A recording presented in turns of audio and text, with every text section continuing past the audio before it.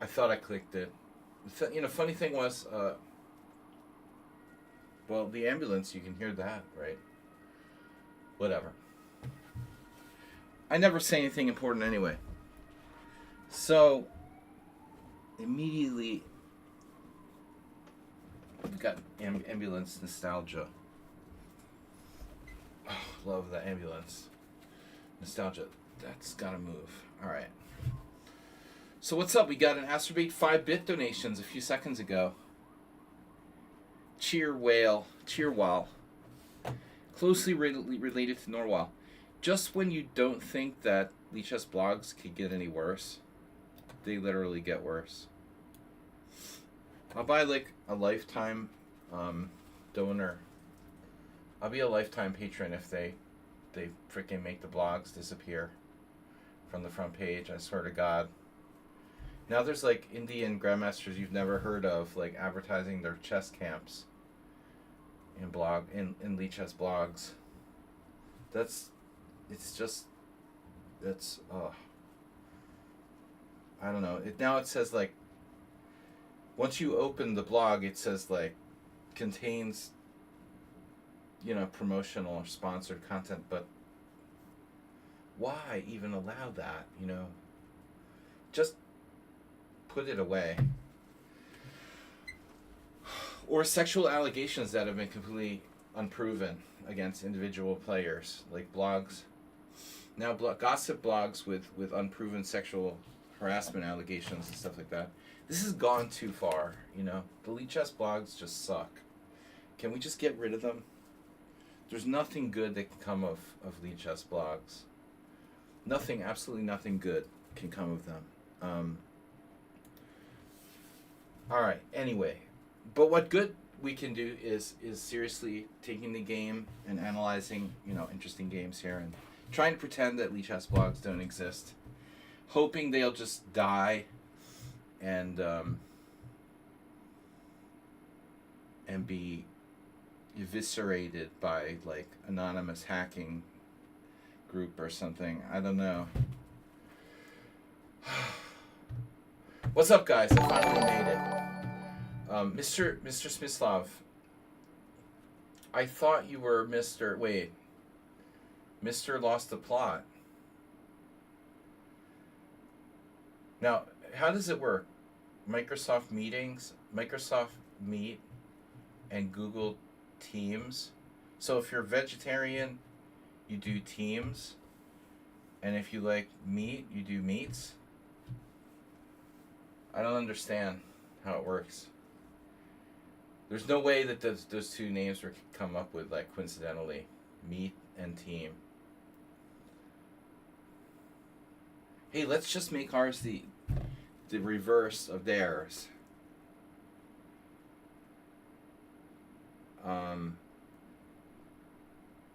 Where's my coffee? Hold on. Yeah, so I'm a little slow to get started, guys, but I'll pick it up here. I don't know why. I went to play soccer a little bit yesterday, and my whole oh God. I must have walked like 5 miles and played soccer yesterday. My whole body hurts. But greetings from Germany, TFS. So Mr. Slowslav, I like that, has tipped 2044, bringing us up to 440.44. Now, the plan was to go to Transylvania in August. But now, they're going to elect, a far-right prime minister. Dude, Romania, if you have any friends who live in Romania, please tell them. Do not vote for the far-right candidate. In a few days, Romania has to choose its direction. And all along the last years, it's looked like Romania was on the right path. But suddenly, there's a far-right candidate polling really well. And it's very bad news for Europe and for Romania. So I was reposting Florin Gergiev today on Facebook, who's a smart guy, obviously, and even for an old dude, he's pretty knowledgeable.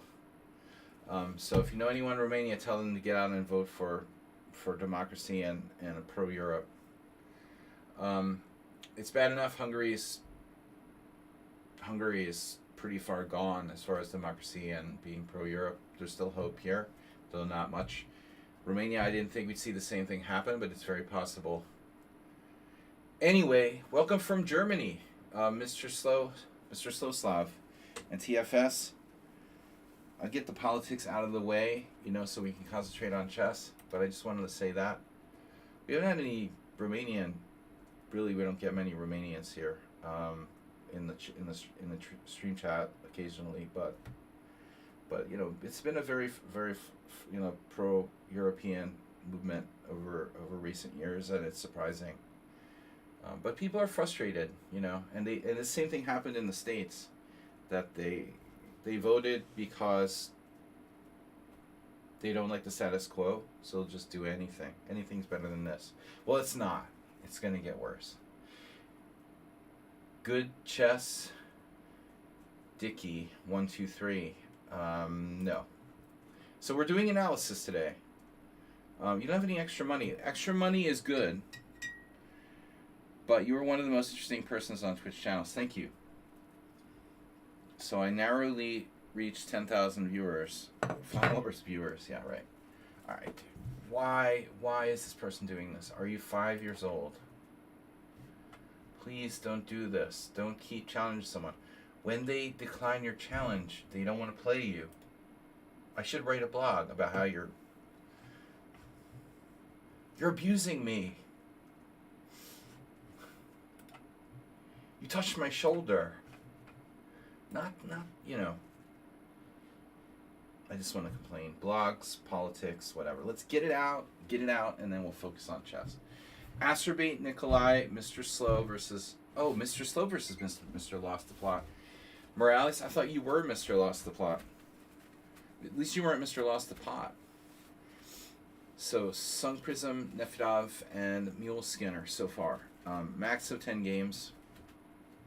As I said, played football a little bit yesterday, and my hips are killing me. Physical pain. Exercise. All right. Mr. Slow. So let's start with Astrobate as usual. It's fun, but I want to rethank Mr. Slow for his donation, and all of you. Astrobate with 5 bits.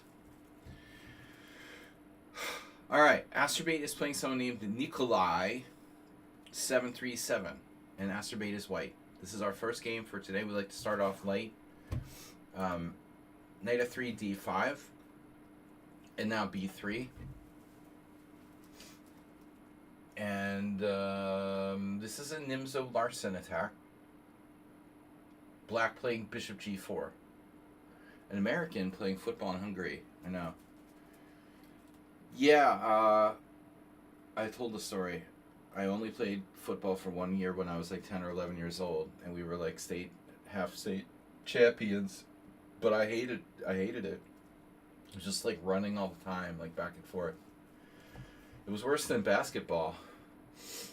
At least in basketball, I would occasionally make some points, and in football, it was always disaster. Check this guy out, dude. That's the same guy with a different account. Bro. What is wrong with you?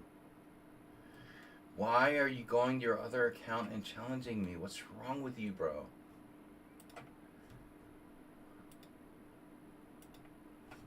Well, Insta-troll. At least I got 2 followers. Alright. Knight f3, d5, b3, bishop g4. So, this is a move that I recommend universally for, all kind of closed queen pawn games. You can play d5, bishop g4 against almost anything. And it's good here as well. I think that knight e5 has very little value. So, White needs to come up with a different plan. That means e3, bishop b2. Those are my two, well, the only two really good moves here are e3 and bishop b2.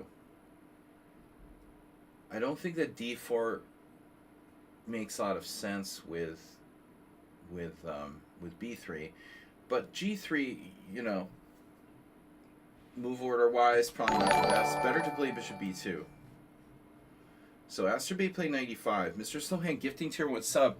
Oh yeah, we've got the whoa. That's weird.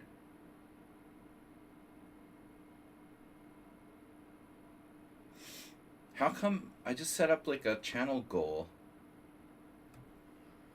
Okay, something weird happened. I set up a channel goal of 110 subs, and it now says Mr. Slow gifted tier 1 sub. They've gifted X amount of gift subs in the channel, and it says 102 out of 110. How does it start with 102? That's weird. No, sub points goal? Sorry. Sub points goal.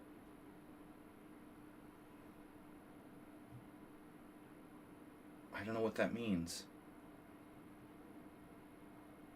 I'm confused. How much is a sub point? Anyway, whatever. Alright. Looks like we almost got to our goal anyway. Sub points. 102. I thought like 102 subs. Thanks, Mr. Slow. Experimenting with sub stream goals or whatever. New feature get. By the way, I added this emote. I didn't show you guys the new emote. It's the killer bunny. Can you see this? Monty Python, of course, is, you know, the inspiration for the killer bunny. But that's not a new thing. It's just a rabbit, man.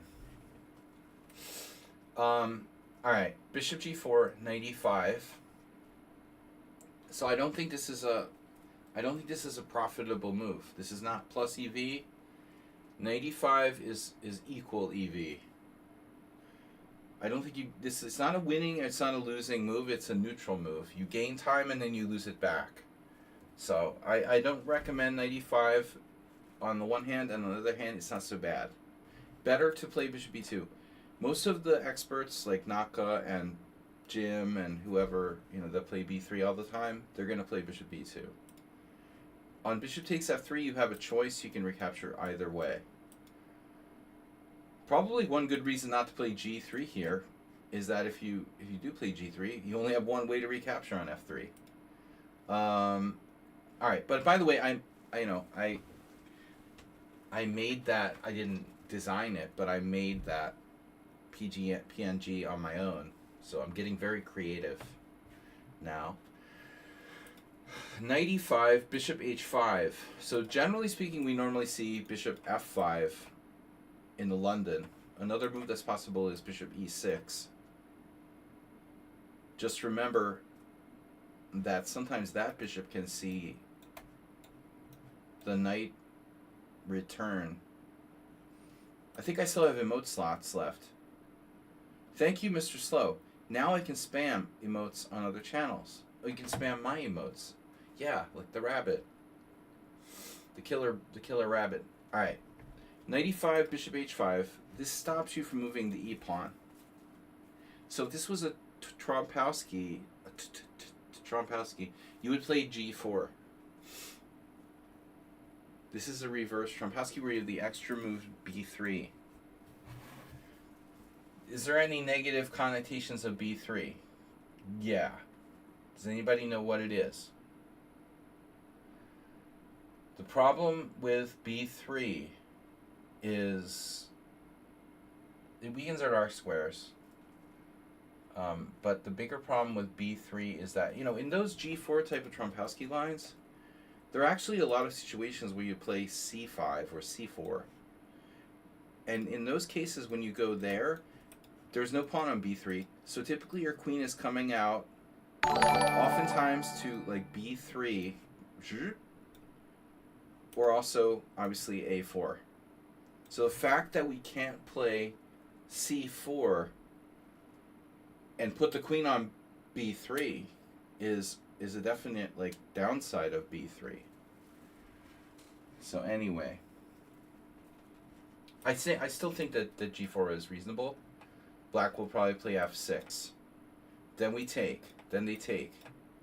Now again, we'd like to have the queen coming here where it puts pressure on the white squares. Guess what? Can't do that because the pawn's there already. So it's not quite as good as your run-of-the-mill Trompowsky position, I guess. Okay, bishop e2 is nice. We can attack this pawn on e5, but they can protect it, you know. So it's not a big deal, right? Knight somewhere. Knight c6, e3, a6. Maybe stopping bishop b5. Can go here. You can see somebody play queen d7. And yeah, queen f3, Leo Tolstoy here with bishop h3 ideas. White squares. Anyways, so bishop h5.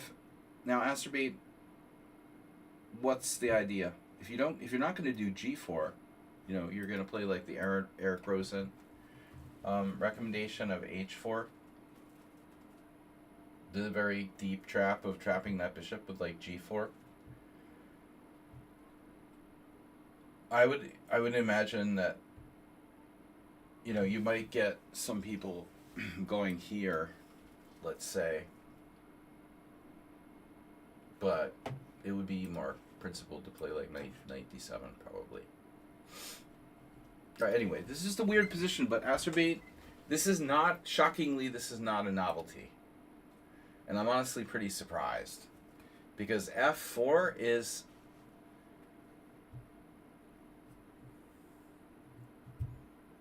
well, maybe not a bad move. I mean, your idea is you come back and then you're playing a Dutch. And the good thing is that f4 supports e5. Thinking ahead.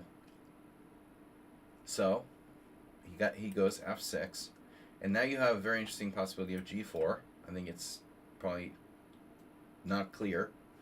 So better to go back. If he takes, you can take either way, but I recommend this as a safer option. Keeping the pawns in one island, giving you like queen e2, Jababa sort of stuff. Black's hurting without his light square bishop. f6 is yeah, I mean, I won't play f6 here if I were black, you know, honestly. I would play maybe e6. There's nothing wrong with e6. And that definitely stopped g4, right? It's a reverse Dutch after f4. But anyways, f6 not so great. Good move, sensible. e6 now very slow. Bishop b2. You know, so this is good. What you did is good. You're focused on e5, and we're not afraid of bishop takes f3. Now bishop d6, and now your pawn needs to be protected. So you have a choice, the two ways of protecting it. And I like what you did, although e3 is fine too. With e3, you're playing a Queen's Indian, and your plan will be to go here and break the pin. Fine. g3 is good too. And now he takes, and now you take, and now I think what happens? Hey, Astrobate, what happens when someone gets doubled pawns? Remember? What happens every time someone gets doubled pawns? Some loses a soul, or tooth falls out. What happens?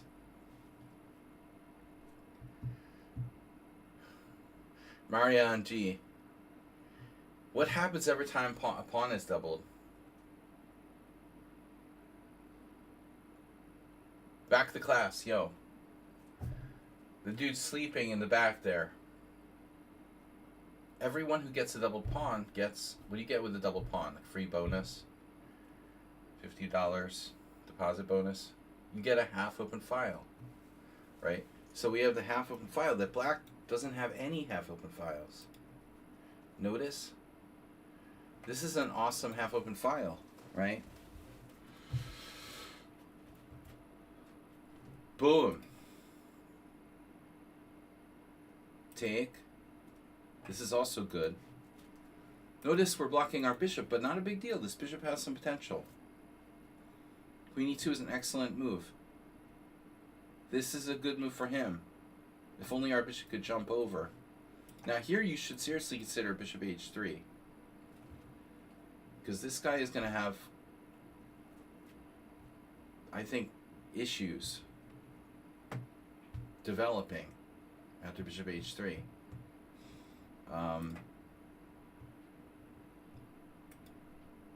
This is a very violent move. c4. Azerbaijan playing a double Dutch. Okay. Attacking those light squares. The only problem is this is controversial because we're gonna end up with a bottled up bishop on b2.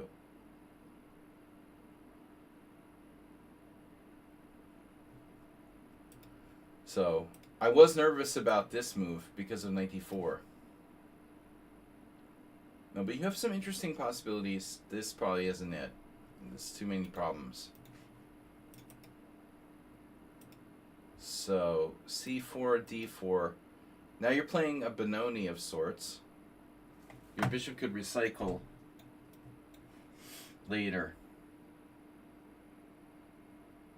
No, this is getting a little too similar to one of my teammates' games from the World Senior Team Championship.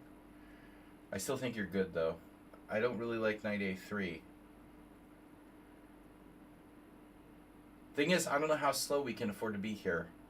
I've often criticized Azerbaijan for this type of move, but it looks like this is the type of position where maybe a3 is worth considering. If he plays that, for example,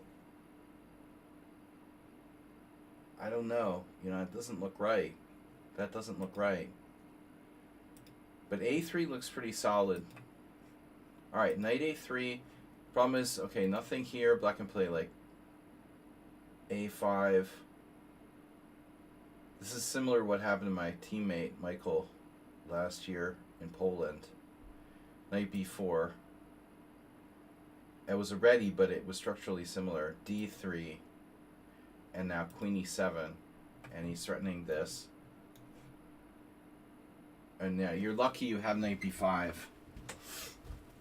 This is a big, big move. That unravels the dude's whole plan. Right there.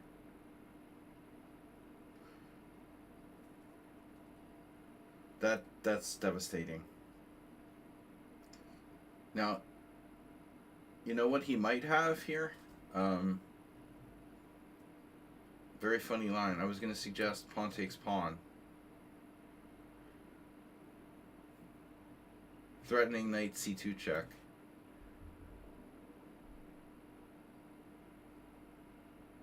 I suppose, you know, you have some reasonable answer. Like knight takes d4, defending the c2 square. For example, you could take, but I don't know what we're going to do, you know? What are we going to do about this threat here? You'd have to make a very awkward move, like king d1 or something. Or you'd have to help him develop with like queen takes, jack takes, and play king d2. This is fine, but you're down a pawn. And maybe two. You know, I don't know that this is going to cut it. We're down 2 pawns. So Azerbaijan, I still think like a3 would be better. And then, you know, plan on the standard Benoni type development, like d3, knight d2. a3, a5, d3. Knight h6, knight d2. For example, something like this. I think that's kind of reasonable for both sides. Alright, anyway, c4, d4 here, knight b4, d3, queen e7, knight b5, castle's queen side. You took the pawn. This is very greedy. Chess riddle. Very greedy Astrobate, but business first. I don't think knight takes a7 is the first order of business here. There's that, the line from Addams Family Values or whatever, where the lawyer is like, no, it was Gomez talking about old business, new business. Anybody watch that movie? So we can't do the new business till the old business is resolved, and this knight on b4 is a serious thing. So kick him out first. Are you afraid you're not going to win a pawn? I don't think it matters, man. Your position is too good. Who cares about the freaking pawn? You have the bishop pair, like Mr. Slow was saying. You have an awesome Benoni. You have total domination on light squares. Alright, knight takes a7 check. Fine. Your knight's hanging now. And then what are you going to do? You go back. But here we are again in the same situation. If he takes on f4, you're back to the same problem again. What are you going to do about the threat of knight to c2 check? You can lose a pawn back if you want. Castle queenside. Knight takes a2 check. King b1. Knight, I don't know, here. Maybe, but it doesn't look that convincing to me. I'd rather get that knight out of there. So you grab a pawn. It's kind of materialistic. Come back, and then black just plays like really, really robotically. Very bad move. I mean, this is an opportunistic chance for him to take advantage of, knight here. Because this is a multiple, he's got multiple threats. But I mean, look at the king side. He takes out your f4 pawn, and now he's starting to take the pawn on g3 too. Trading queens, threatening knight c2 check.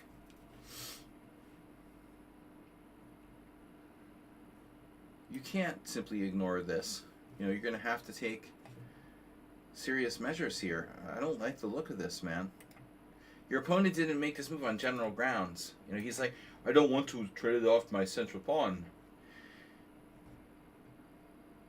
But, that's not good. I mean, this is an exceptional move, and it's probably a very good one. Just thinking in general is not going to cut it, in chess. You're only going to get to 1500 level. So here, bad move. You take the bishop. He had to twist your arm, but you took his valuable dark square bishop, and now you're clearly better. Rook takes. Why are you leaving this knight on b4? Kick it out. Kick it out sooner rather than later. Anytime you guys have an enemy piece in your side of the board, kick it the hell out of your side of the board. Even if you have to not win a pawn. Let's say a3, knight a6. Maybe just b4. Here. I mean, here he has a threat of rook e6 now. I admit, I'm not that crazy about this either. Alright, fine. F takes e5. And then rook e6. Now you have a problem. Now you're going to have to be creative. So bishop takes d4. Good move. Another pawn. Yeah, looks good. Knight h6. And now another good move. Bishop h3. Black's going to need to play f5. Plays f5. Okay, and now you're out. Astrobate, I have a question. Is this like the first game you've castled kingside in the first 20 moves of a game you've played? In like the last, I don't know, 20 games or so we've seen? I don't think I've ever seen him castle kingside within the first 20 moves of the game before. Very rare. But this is like gelled. You just totally gelled. You managed to play without even kicking the knight off of b4. Now g5. That's a good move by your opponent. I don't understand why you refuse to kick the knight off of b4. Like, you absolutely refuse to do it. Almost like it's on purpose. I see. So this is a sneaky trap. Ooh. And he has knight takes d3. Ah, this is a really bad move. Not only missing, the simple solution to the problem a3, but also walking right into knight takes d3. And that picks off e5 likely. He'll now be tripled on e5, and the check on a7 doesn't do much. So Astrobit got caught playing for cheapos after g5. But man, I mean, your center just rolls him up. Even just a3, knight a6, bishop b2, and game over. He should probably try to stop you. But ultimately, whatever he wants to do over there on the king side is fine with us.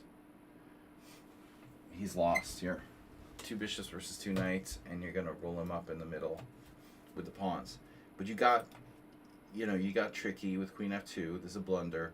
He misses this move. So perfect. And b5. That's the worst move of the game. Right there. By a long shot, right? We should have a vote every game. Like, the worst move of this game was, I vote for b5. It loses a knight.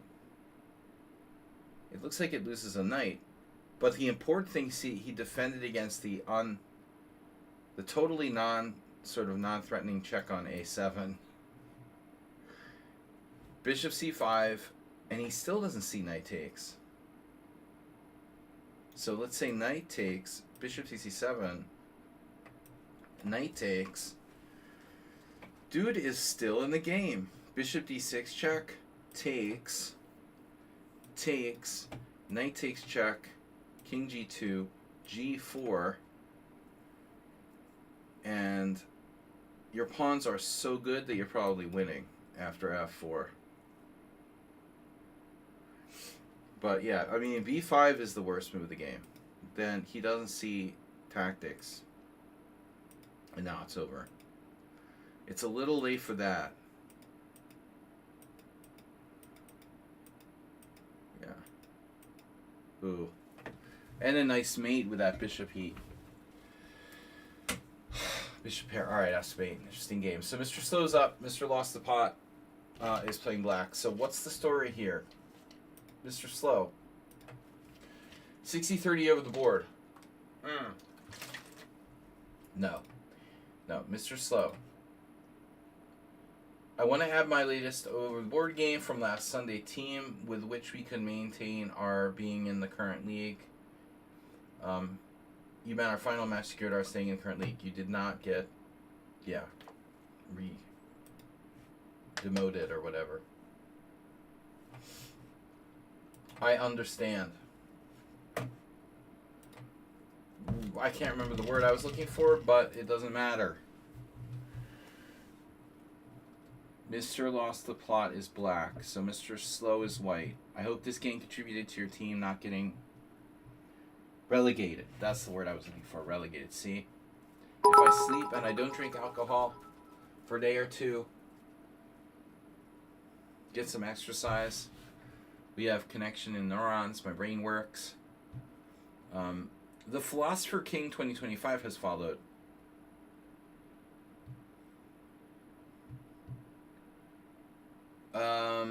Astrobit with another 5 bits. Cheer Wales.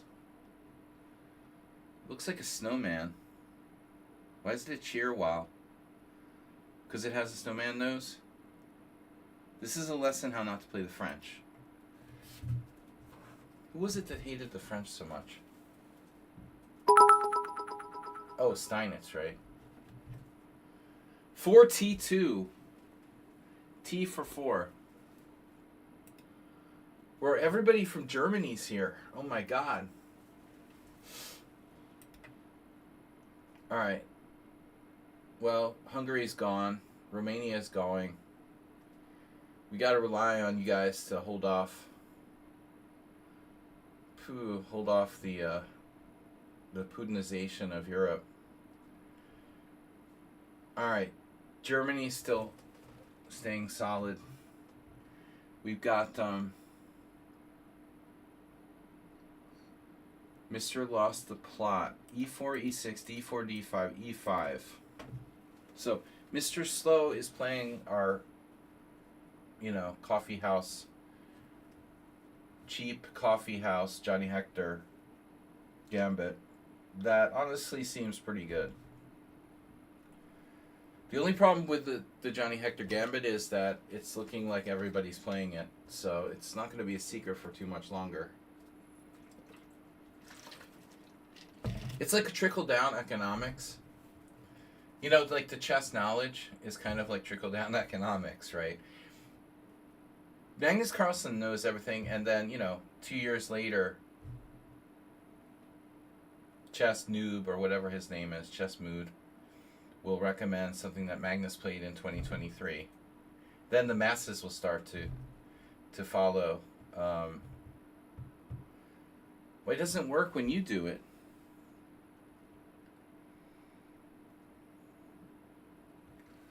You have to go with something. Yeah. No. I mean, all I'm saying is, I don't know how much longer people will be able to, get crushed in this variation. So C5, C3, and then Knight C6. Knight F3. But, I mean, Mr. Lost the Plot is losing the plot very early here. We learned this from Jakob Agard, right? The very deep, don't release the tension unless you gain something. Maybe he's like a Trump supporter. I don't know. It's very transactional sounding.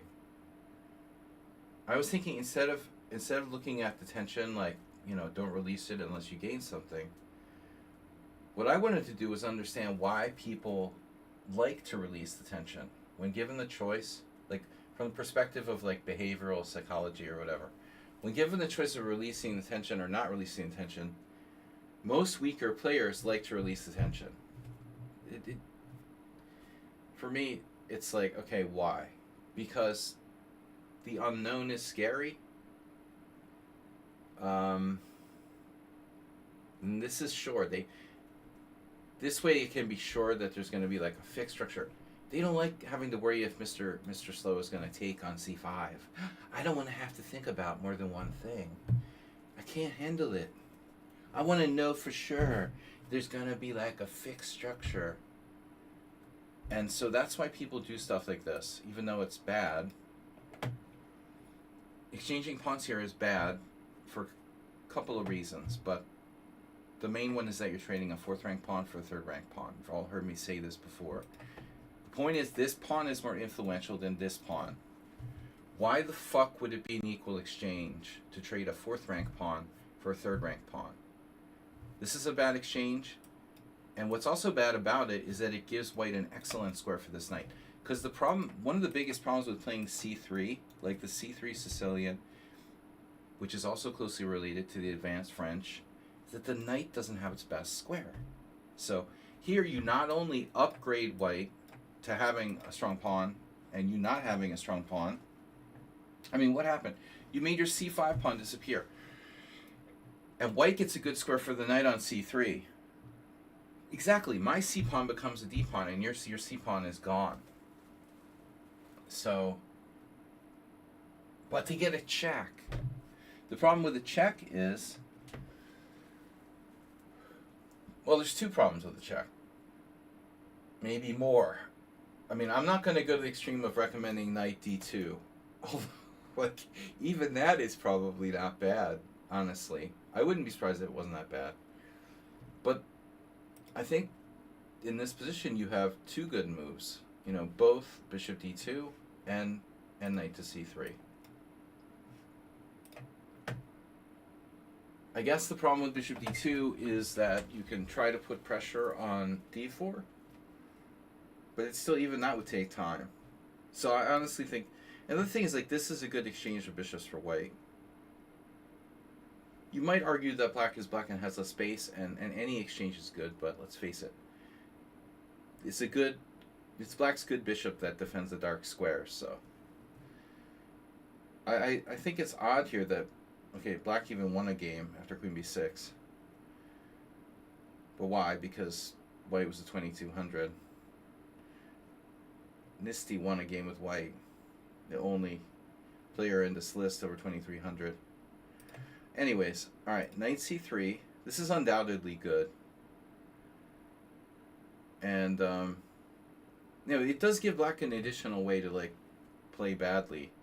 I mean, if they take, maybe not now, but at some point, we get this sort of win-a-war type structure where your bishop can go to a3, be very strong. Okay, so knight c3, knight on g to e7, and now bishop d3. Oftentimes our bishop has to go to e2, but that's much more passive. You want to keep his bishop. You're greedy. Well, yeah. I mean, in the win-a-war, black would give up the bishop for the knight, of course, but that would be in a situation where he can, like, double the pawns. He can still do it and hope to blockade, like, the c4 square. Like I said, it reminds me of the wing gambit of the Sicilian. Alright, knight on g to e7, bishop d3, knight g6. Yeah, g6 is a really bad square because it's often, hit by the h-pawn. Reza has followed. Ali Reza. 42 has used 100 bits, so we said that already. Thank you guys for your support, especially Mr. Slow. With the donation, brought us up to 40, 40, 44. 42. How do you feel about the fact that the Summer Tourney Fund donation is 44, 44? When your name is 42, I would think that'd be kind of awkward. But anyway, knight to g6, h4. There's a shocker. Mr. Slow going with the immediate h4. Best move. Yeah, so here's another thing, like, people are afraid of. They're afraid that if they put their knight on f5, it might get taken. Then we'll have a bad structure. But the truth is, this is white's good bishop. He doesn't necessarily want to trade it for a knight. You might. But in a vacuum, I think that this is white's best minor piece. So wonder what Mr. Slow would have done if knight f5. Black is now threatening knight takes d4 or not. He is threatening knight takes d4.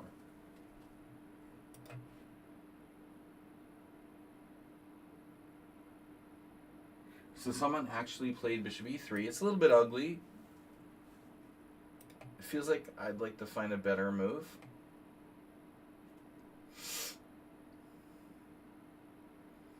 Maybe we just move the bishop.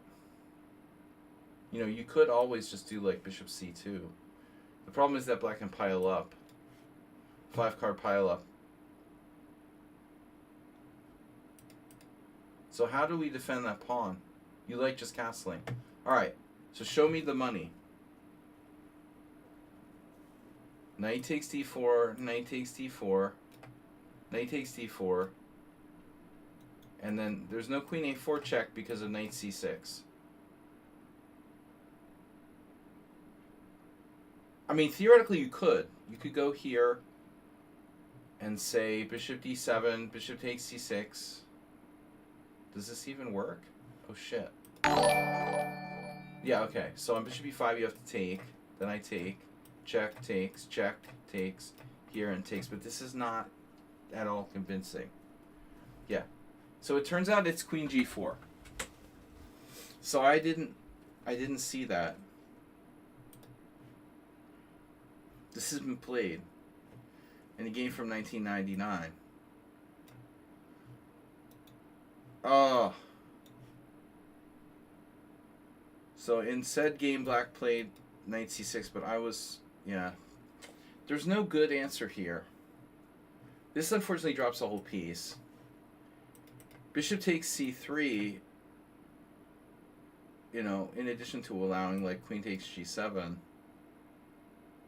I was just wondering about stuff like this. This intermezzo type move doesn't work here. Yeah. Takes, rook f8, pawn takes c3, big trouble on the dark squares. Yeah, so he's in bad shape no matter what there. But his best bet would be to keep his dark square bishop. So queen g4, knight c6, keeping said dark square bishop. What this guy did was objectively best, right? Rook f8. He's able to keep his dark square bishop on the board. Leopold played bishop h6.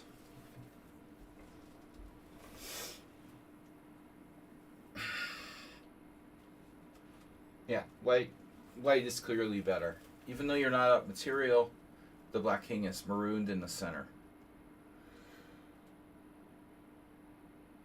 Donations are much more fun when the dollar is so weak. So the euro is the euro is 403 forints. I only know in forints.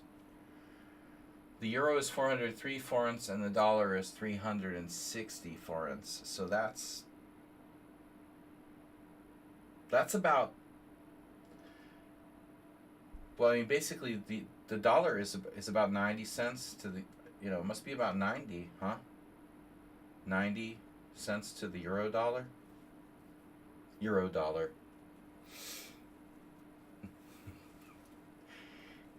is 90 euro cents or something like that, right? I mean, it's a lot. It's like, it has to be around 10% if my math is anywhere near correct. Okay, so back to the game. H4, game over. H5. And now,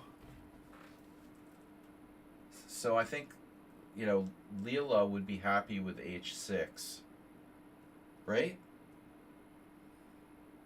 h6 is very strong. And objectively, black should probably take. I want to show this off again. Those of you that arrived late.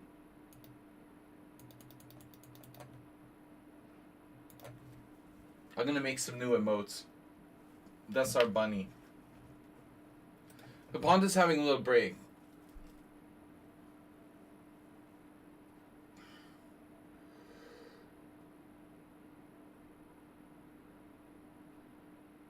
So, I think if h6, I would take on h6. I'll take my chances. Because this looks like it's a really crushing space advantage. And after something like bishop g5, you might want to quit chess rather than play out this type of position for black. So, yeah, I mean, I guess this is his best shot. Take and like, hope you could castle queenside somehow. Or hope you could somehow generate some kind of threat. It looks bad, though. Honestly, I'm sure h6 is good. But Mr. Still goes a3 first. So, what do you think about taking and playing h6 here? Which he does part, but not the whole plan. I think you still have a massive advantage, right? If he takes, it would give him time to play this move. And white is just clearly better.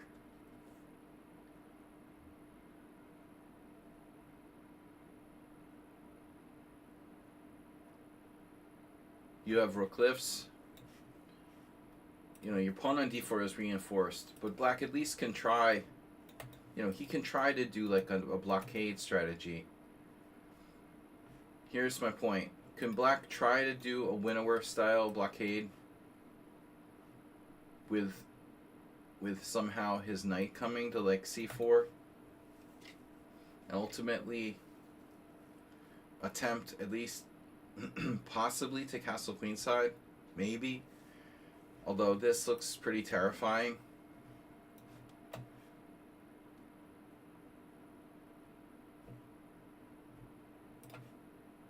So a3, he chops, but he misses h6. And if there's no h6, it's game over on the dark squares on the king side, which is probably what happened. Yeah, it's slow, and black is still clearly worse, but he has to do it. Like, there's no other way to defend black's position. It's going to be ugly no matter what. Like, you could play, for example, rook h4, or just g4, or rook h3, and white has a clear advantage in all lines. But if he doesn't do h6, he's going to die on the dark squares. That pawn is going to be a killer in any kind of endgame, too. I mean, it's so easy, right? After knight a5, h6, g6, once you get like bishop g5, bishop f6, he moves his rook, you go knight g5, you just take his h-pawn, and then you promote your h-pawn. You're going to have like a bishop on f6. You don't need to checkmate him. You just play like knight g5, knight takes h7, and then move your knight back and go h7, h8, and you make a queen. It's over. It's totally over. There's no way that black can defend this position now. So bishop g5, queen c7, one move threat, rook c1, and then this, which is really sad, for black. But what's he supposed to do? He's discouraging c4. That doesn't matter, though. He's just defending his knight so he can castle queenside. But he's lost on the king side. So bishop f6, yeah.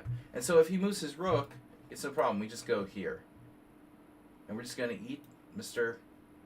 h-pawn. And he can't even castle because he'll drop f7. Or you could just take this, whatever. Yeah, easy one. This is an easy one. So he castled kingside. Maybe that's a practical try. At least he can protect his h-pawn now. So now we can have some real fun.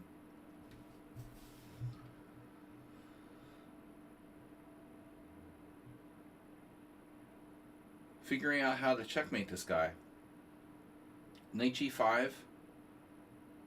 Oh no. Knight g5 by queen h5. I can feel it coming. It's knight g5 followed by queen h5. Knight g5. And then he goes queen d7. Now, I'm real tempted to play queen h5. You got to admit, that's a funny move to play. But I'm afraid it might not do anything. It's amusing, but it doesn't do anything. So Mr. Slow with a much more pragmatic approach. Access to f6. And also you're threatening bishop g7. So multiple ways to win. Black plays knight c8. And now you have the very cute bishop h8.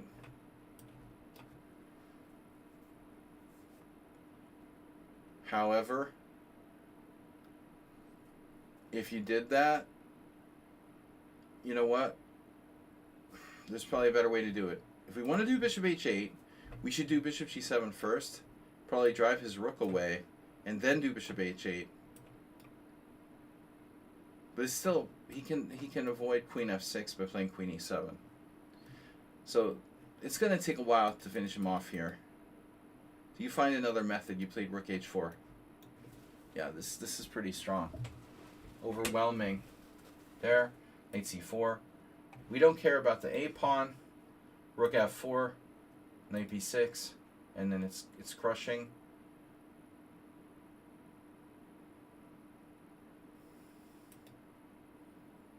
His only chance is to sacrifice in exchange, which he does. I think rook f6 is interesting, but Mr. Slow came up with something very cool. Mr. Knight is hanging on g5.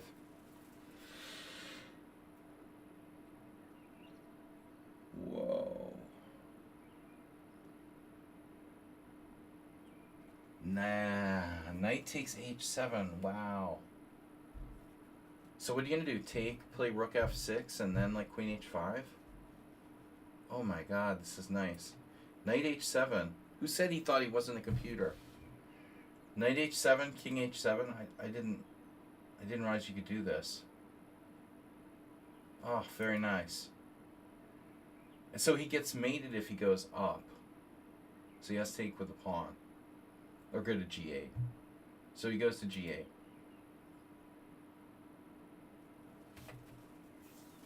Damn, that's elegant. That was elegant.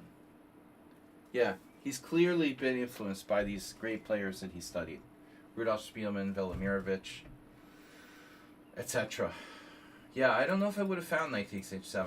I would have clumsily been playing like rook f6 or something. I was still trying to play like queen h5. By that time, I mean, maybe black would get an iota of counterplay. Although, you know, you're definitely winning here too. Let's see what the best move was. Was knight takes h7 the best move? Clearly the best move.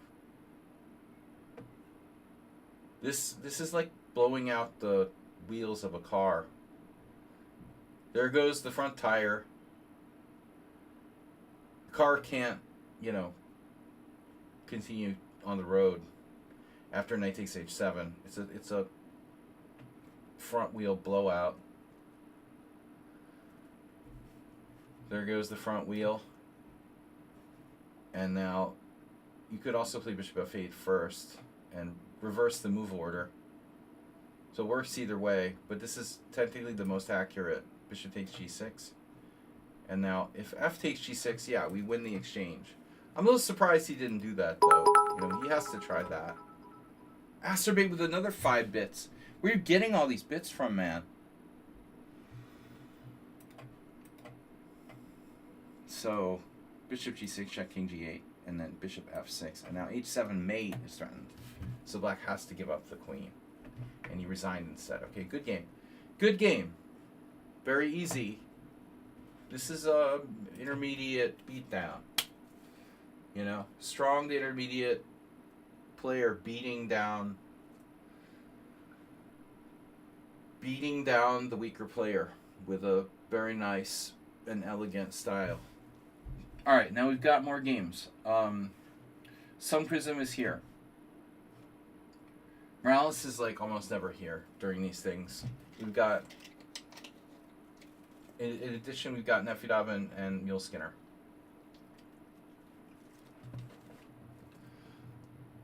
G South, thanks for being a subscriber. Souts has clouts.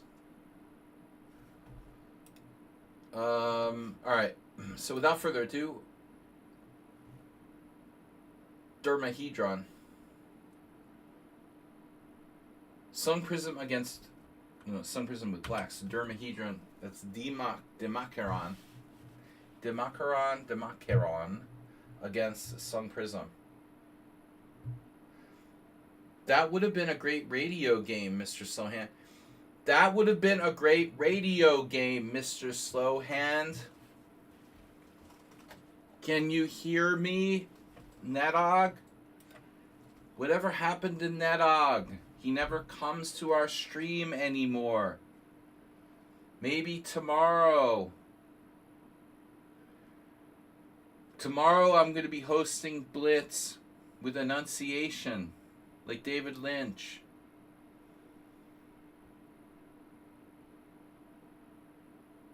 Oh, 42 has tipped $4. Nice job. Wow. Chess on radio. That's a good question. I bet there was. God, I bet there was. I mean, before the television was invented? What about like broadcasting world championship before television?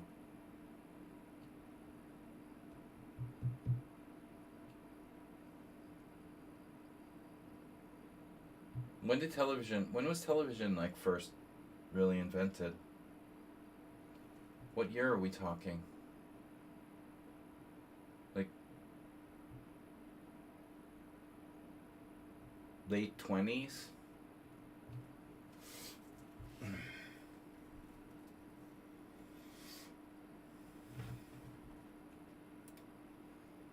All right, let's take a look here. Oh no, the French defense. In Russia for sure. You know what? Interestingly, Mr. So, I was on an Australian radio chess show.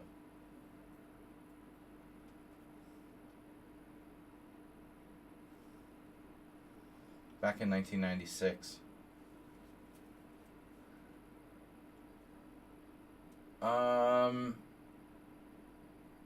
When I went to the Australian Masters, they invited me on their radio show. That was before, like, it wasn't before the internet, but it was before, like, internet had replaced radio, so it was really a radio show. Olympic Games in Berlin 1936. Yeah, well, that we know. But I'm just saying, if you think, like, World Championship matches, let's say, in the 20s, what happened with chess between World War I and World War II? Would there be, like, radio matches? Yeah, remember?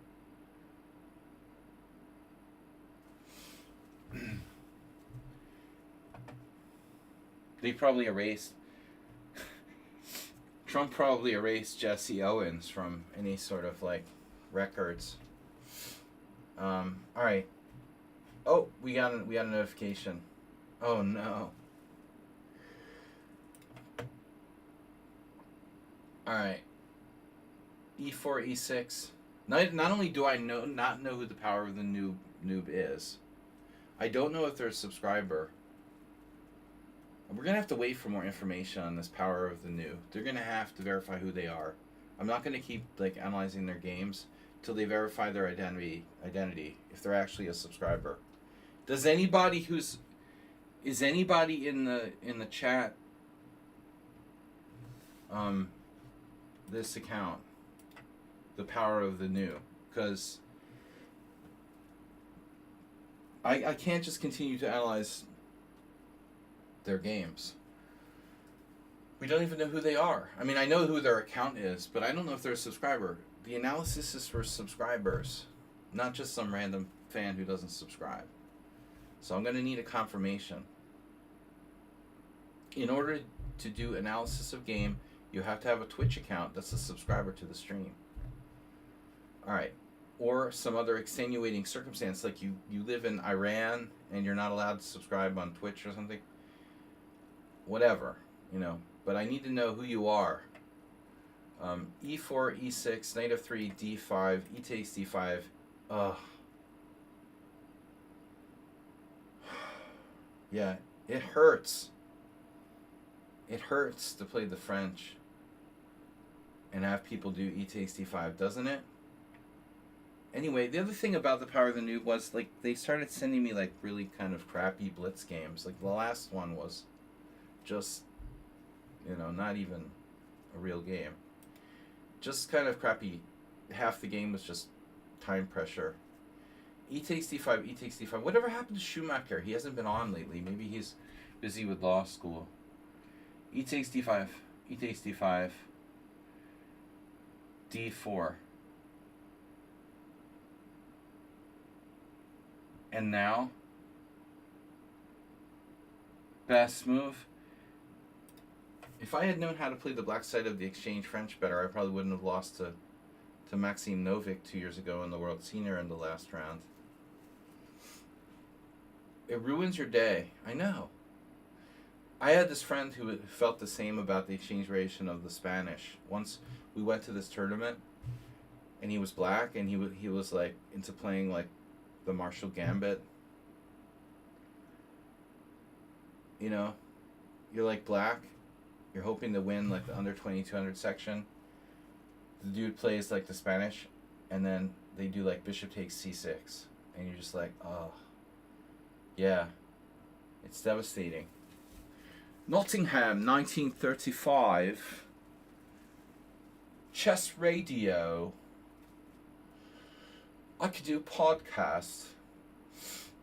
All right, D4, bishop D6. Yesterday I was on the bus with my kids, and there was some British people sitting behind us, bro, their accent was so out of control. It sounded like they were speaking like Danish or something. I was like, my kids were like, "Oh, it sounds like Wallace and Gromit." I was like, "Come on, Wallace and Gromit doesn't sound that bad. Wallace and Gromit is like Yorkshire. You can kind of understand that." This was insane. Like, what's the most extreme English like accent? I don't know. Dialect or whatever. They were speaking English, but it was like I didn't even know it was English. I guess I think it wasn't Scottish because I kind of I can recognize people have a Scottish accent. This was like English, but it sounded weird. Welsh. I wouldn't even know. Doug Llewellyn. You know, I was thinking Astrobate game show hosts, Doug Llewellyn. Game show hosts with Welsh names for 300, Doug.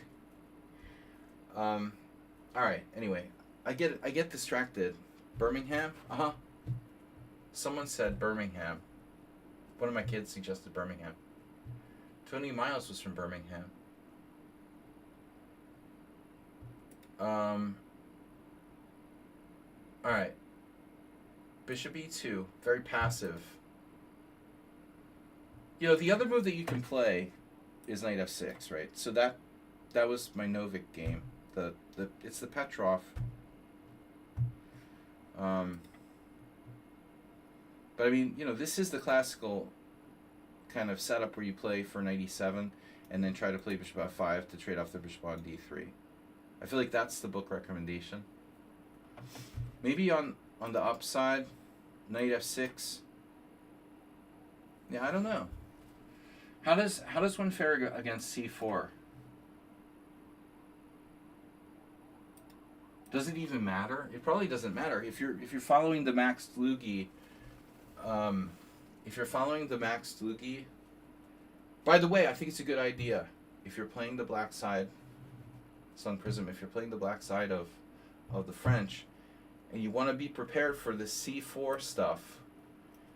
That is basically it's accepted Queen's Gambit accepted. So the Dlugi setup, you know, is everything based with bishop on d6. But anyways, it probably transposes either way. This is a terrible move. Okay, white is black and black is white now. Richard Brenton. Dartmoor. Dartmoor's not in the house tonight. And the Richies aren't here. Richies never come on Thursday nights. I think it's a conspiracy.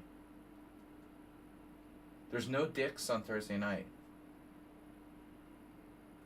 What's that about? Yeah, so when he plays bishop e2, dude, I've tried everything in Blitz. I've done this. I did this like a couple weeks ago in an offhand game. I did like knight d2, knight f1, and then delayed castling. Like knight d2, knight f1, knight e3, followed by j3, knight e2, and bishop f4. And that's our plan. To trade off the enemy, you know, good bishop on d6. It's only 1, 2, 3, 4, 5, 6, 7. Only 7 move plan.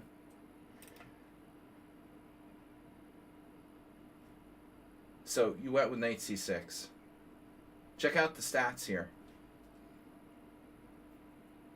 Just remember you got Mr. Passive playing white with bishop e2. I think you should adjust. You should adjust. And, you know, I'm not... I know this is like the... Everybody's recommended this. Alekhine promoted it. Mr. Coffee had a rough game against some little kid. You know, they know that this is what you're going to do here. And my feeling is that Alekhine was Alekhine, and maybe the whole thing is a little overrated. Maybe we should just play normal. chess here. But I think everything is possible. Like knight f6.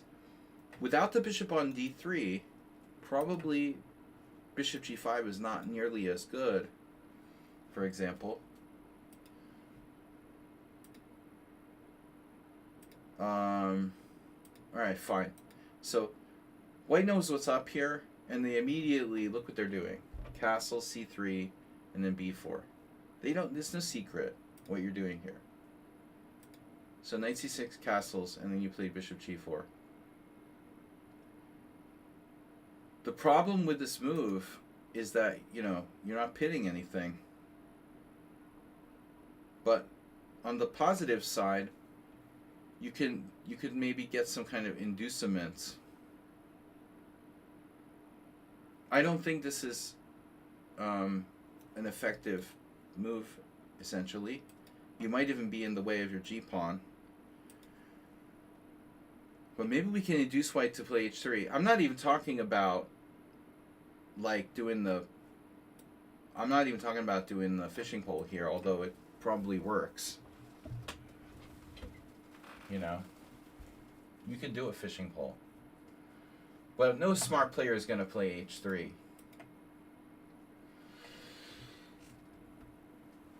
Yeah, I mean, okay, bishop f5 is good too.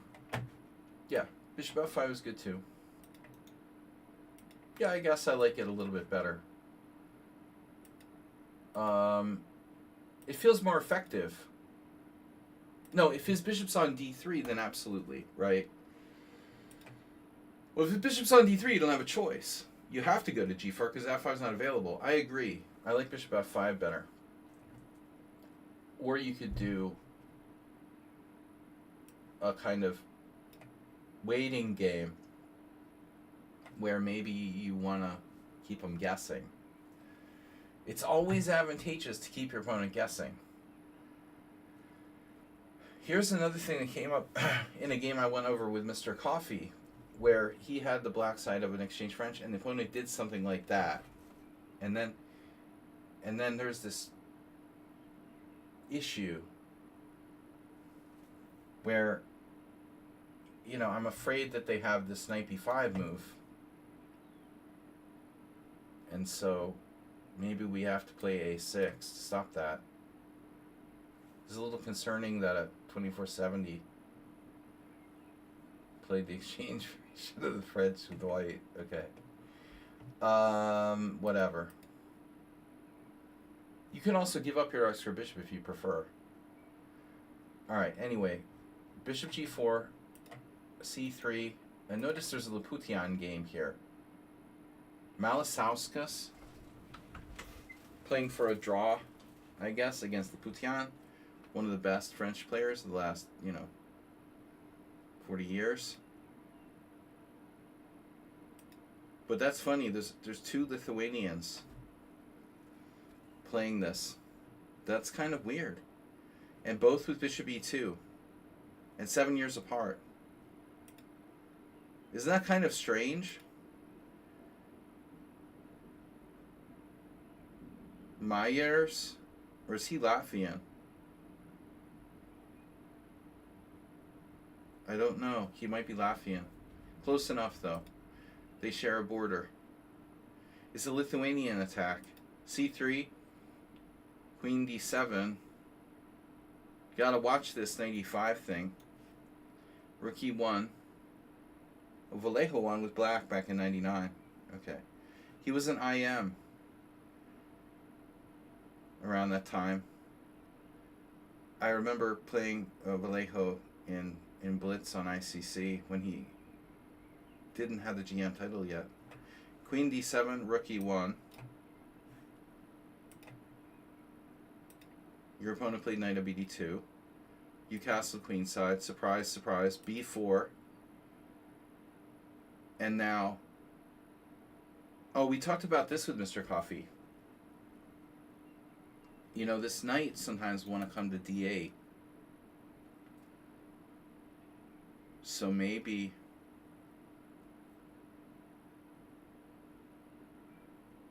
It's not so relevant yet.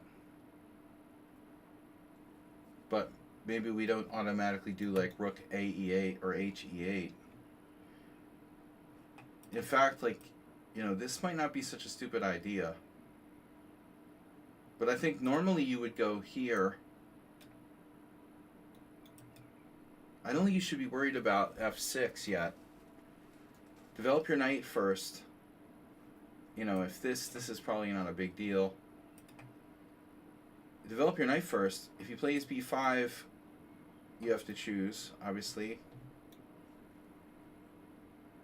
Probably b8 because knight a5, knight b3. Unless you might be able to pull off something like this. But you definitely don't want to open up the A file no matter what happens. I'd rather lose a pawn than let that happen. But I was going to say is, like, if you have time, if they don't pull the trigger on b5 fast enough, maybe do something like this where you can actually bring the knight back to d8, or it can sort of recycle. This particular position, you're always, I understand you played f6, but you're always going to have to worry about knight e5. Still not clear though, right? You could even take it, and on bishop takes e4 you could even play f5. But I'm not sure who's better here. I don't think f6 is a mistake. My only issue is that sometimes that knight can get really, like, shut out permanently on b8, which is what I don't want to have happen. So definitely, like, okay, now here a4, right? If he goes b5 now, we play knight a5. He can't force open lines, and if knight a5, knight b3, knight takes b3, or even like knight c4, like I said earlier, I want to try to avoid knight b8 if possible. So rather than g5, again, I think you should go with the piece development first. Again, keeping this always in the back of your mind. you can't be too careful about this. Even this is okay for you probably after knight f5. But you have to calculate, obviously. But g5, all right, and now if he plays b5, you go to a5, okay. Here, and now definitely knight e7, it's too late. No. It's not too late. So now, okay, then my point would be maybe to go here.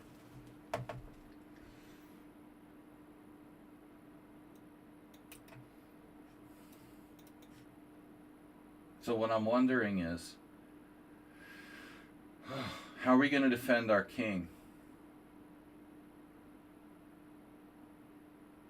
On, let's say, knight c5, takes, b takes, b file.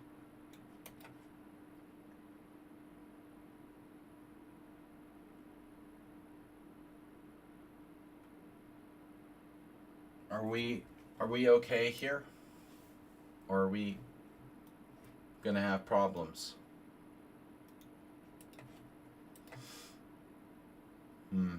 Wow.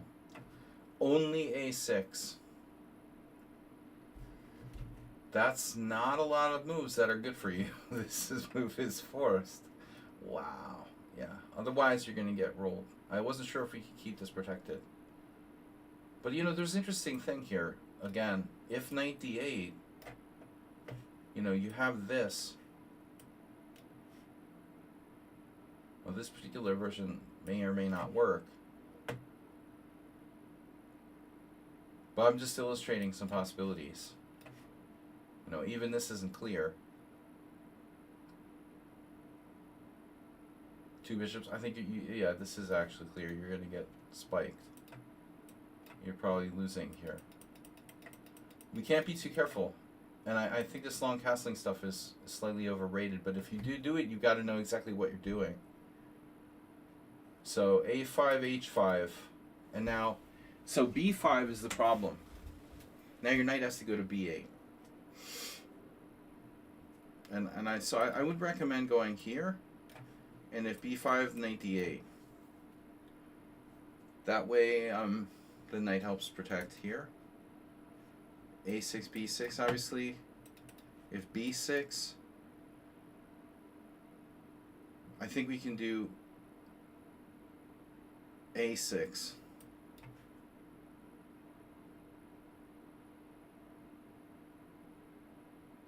pretty touch and go. This is still very dangerous. Another reason for your H5 is to keep that protected. Of course, you can always take here. You know, I think that's okay. So anyway, I understand how dangerous this really is. And your opponent is not an idiot. You know, you can tell. A lot of people who play the exchange variation are idiots. And they're scared. And this player is clearly, like, very well aware of what's happening. They know what they're supposed to do. He's not an uneducated exchange variation player. So, B5, good move. Knight B8. And then the problem is oftentimes this knight is kind of stuck there.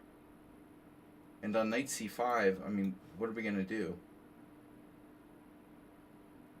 You have to go, you probably have to play, like, takes or queen E8. Because on queen F5, your queen is trapped. Well, almost. So he plays this. This looks very hesitant to me. Everything he's done so far looks okay until queen D3. What is queen D3 about? I don't think that white has time to mess around with queen D3 here. He needs to go.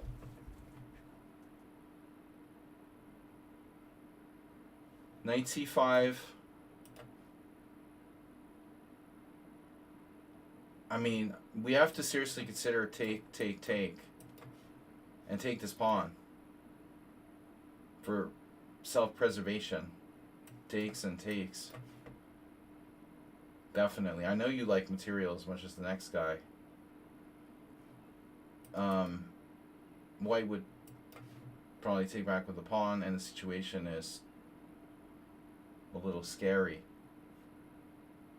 Yeah, bishop A3 is a move sometimes. Of course. Black should just sit tight. If bishop A3, we just keep the tension.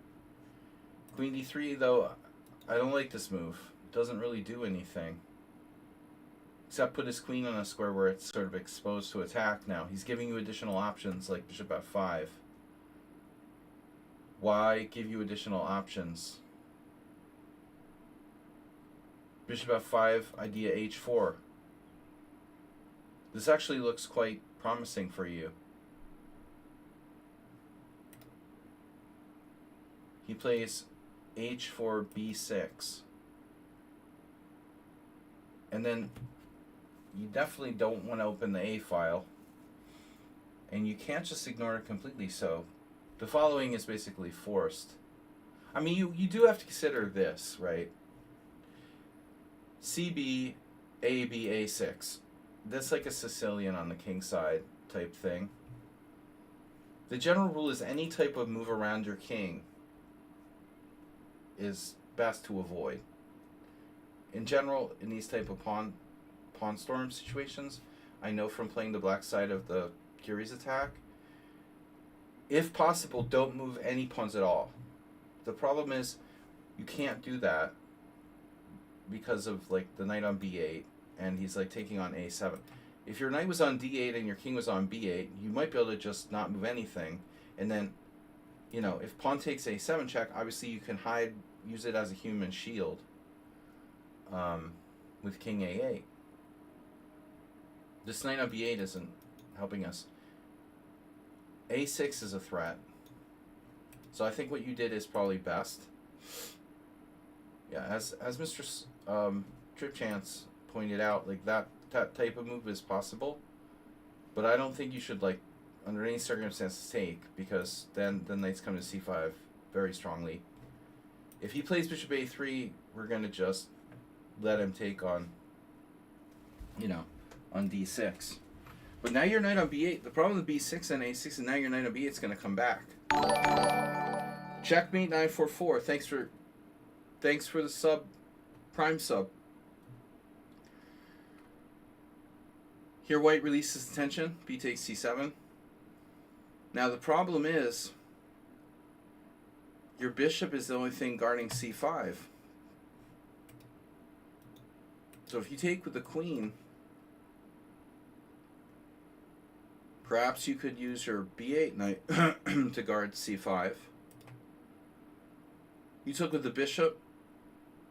You've got astromate threats on the king side from the offensive perspective. But I mean, what are you doing about knight c5? So that's the point. You're playing queen d6. How many moves in a row can you play? Right? So how fast can he do this? By the way, Dr. Chip Chance has, you know, pointed out the perfect move here, right? He stops queen d6 and he makes knight c5 stronger in a sense. That looks logical. So, you know, the dude's move is nice, but it kind of plays into your hands. Okay, he has queen b1. Another reason why queen d3 was stupid. Because he could have put the queen on b3 in like one move here. How the hell do you defend against queen b1? Well, you have b5, but that's really ridiculous. b5, pawn takes b5, bishop takes f3, b7 mate. Not liking that option. Alright, so if queen b1, you'd have to play queen c6, clearly. Yeah, this is only move. Only, but what? Man, this is also very dangerous. Luckily, after knight e5, you have bishop takes e5. D takes e5, or bishop takes g4 check f5.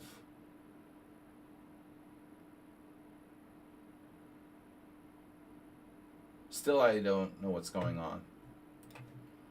But this seems awkward. Still, I feel like he would be better off going here first. Here, queen d6, g3. Now takes. F takes. And that allows him to defend laterally like in a dragon. So, I mean, maybe you're guilty of releasing intention here prematurely. Like everybody else, we have to say, like, why release the tension? I still think you should have played bishop f5 at some point. If you play bishop f5 at any point, you'll sidestep all that knight g5 crap. This is a not very great square, and this is also not so great, you know, blocking his bishop. So I think he really should go back to d1, which is where he should have been in the first place. And he has queen b3. But it would block the rook from coming to b1 at least. And importantly, it gets out of the way of your pawn. So I think this is a rather routine game. H takes g. Releasing tension will be good if you have something concrete. So show me rook takes h2. Mr. Slow was talking about it, yeah. Mr. Slow with a tactic that I just realized, no, it doesn't work, right? Not here. The queen is defending. Another good reason to play bishop f5, though, because in this type scenario, maybe this does work.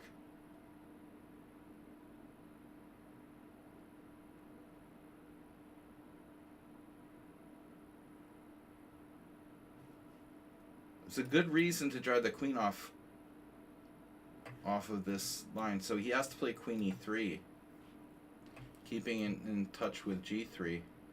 I'll be in touch. And this d-rook is the big tragedy of the game, where it shouldn't have blocked your knight from going to b8, from d8. I guess this isn't so bad. Anyway, you come here. You come here, and you just keep going. It looks good, actually. Now his queen has no way to attack your king if it goes to e3 to defend. So, no, in fact, not rook takes h2, not bishop h3, but bishop f5, threatening rook takes h2. Oh, you're talking about what? You think you have that? You think you have an in-between bishop takes h2? Rook takes h2, knight takes h2, bishop takes e2. Come on. This works? Come on, come on. Okay, you have a shitload of pawns.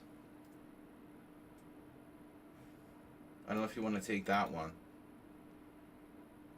I think I might pass on the c3 pawn. This is winning for white. No, Mr. Slow. You need to tone it down. Yeah, I like bishop f5. Starting with bishop f5. Seriously. If he goes anywhere but e3, you win with rook takes h2. And if he goes to e3, then he loses his ability to threaten b7 with the queen. And you can just go like here. And now you've got all kinds of threats. And white has no counterplay. And he has to play something awful like queen f2. The guy probably has to play queen f2. I'm saying this. So, yeah, I mean, Dr. Shipchance, the rook takes h2 is fatal. This is the best way to do. But maybe it's not so easy for you, you know. It looks good, but the front-loaded queen having a little trouble breaking through that barrier there. And meanwhile, knight on c5 is extremely strong. I'm not so sure about this, actually. In fact, let's go back a move. Let's cancel rook e8. Let's cancel rook e8, and let's go with something more interesting. Rook h3 is very interesting. No? No? Slight threat. We have a minor threat to rook h3. g4. Not a huge fan of g4, unless it works.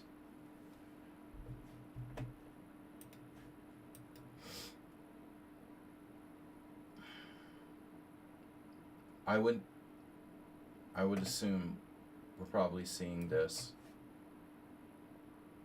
Just remember, g4 works both ways. This is going to fall. I think rook h3 is quite interesting. Damn, it doesn't work. He has a fucking sacrifice here. Holy shit. Knight takes g5. Pawn takes g5. Rook takes f5. Oh, man. Doesn't work. And my original suggestion of rook e8 is okay, but what do we do now? Maybe your bishop h3 isn't so bad.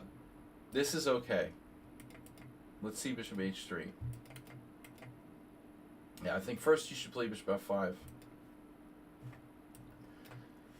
In any case, no matter what, and even if you want to play bishop h3 next, you should probably do bishop f5 first, kicking his queen. And now you went knight f5, and this is very subtle here. Extremely subtle. But, I mean, doesn't he have, like, queen b1 again? Or bishop a3? So he does bishop a3. But on queen b1, things would be a little bit different, right?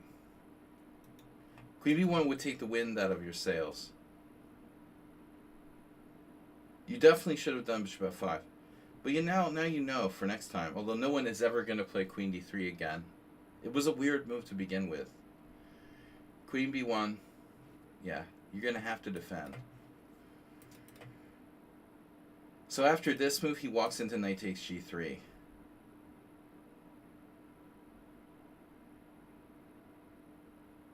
And that's a major blow, although it may not be fatal.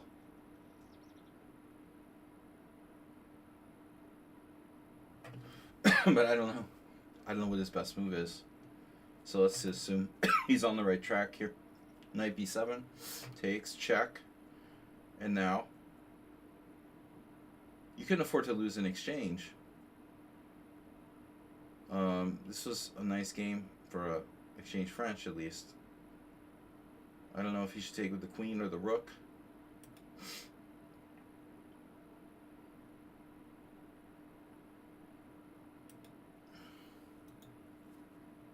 Greedy. Bishop f5. There's a move that's been good for a while. Yeah, okay, so the smoke clears. You sacked an exchange. But you have the bishop pair, which is nice, and his king is open. The one thing I'd really rather not see a queen exchange, although we may not have a choice. He goes for the queen exchange, and then on queen g4 check, he has rook g2. That's the problem. That's tempo. Now your queen. How do you avoid exchanging queens here?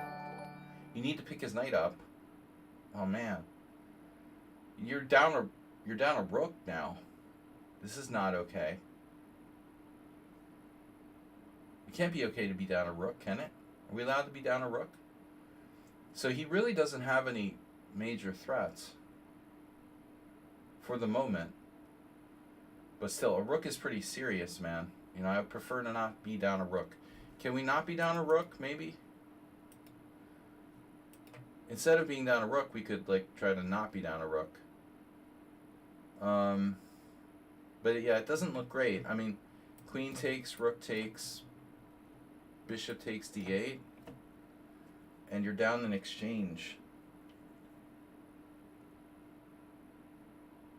I think that it's pretty clear at this point that you're fighting an uphill battle for a draw. I wonder though how bad it really is. You have some redeeming qualities. Astrobate donated $12.34, making it 4, 5, 6, 7, 8. It's a straight. 4 through 8 straight. Nice job, Astrobate. Straight's pretty strong. That's the high hand for the hour. Bagsy Mogs IOMG. Bagsy, tell us you're a subscriber. How much compensation do you think the black has here? You know, what's interesting is, like, I'm not seeing any entry points for the white rooks. Have you seen my entry point? I mean, you can't even put the rook on b1 because your white square bishop is so strong. Without rook b1, there's no entry point here. a5 is weak. You've got chances with these two. The h2 pawn is kind of weak. It's you. Check me 4-4. Knight 4-4. All right. So it's you. Right. It's been a while. I have dementia, and I just banned you. Sorry about that. I'm really sorry. You just subscribed and I banned you. It was an accidental ban, though. It's a sign of love. Sorry about that. They ruined your reputation. We'll take it. We'll leave it on your your permanent record. Oh no. We banned him. How much comp do you have? I was afraid of bishop e7. Yeah, it's bad. Wow, it's way worse than I thought. You're just straight up lost, according to the engine. I realized this was bad, but I forgot f6 was unprotected. That just wins on the spot. So you had no option to trade queens. Good call on not trading queens.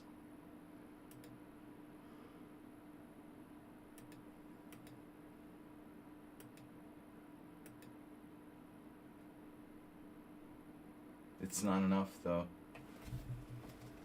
Bishop f4 staying alive. White has penetration with queen e7 here.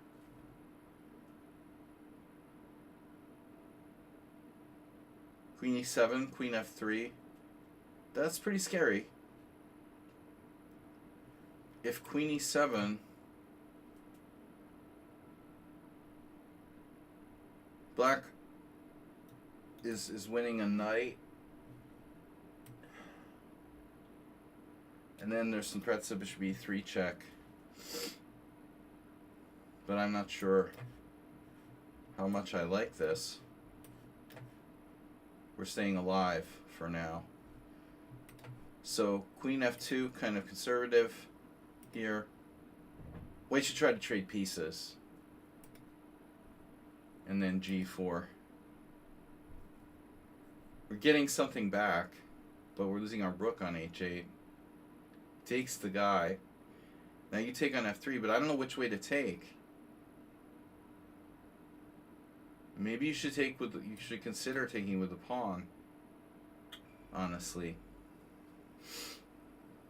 there could be an instance where bishop e3 wins. In some positions. Maybe.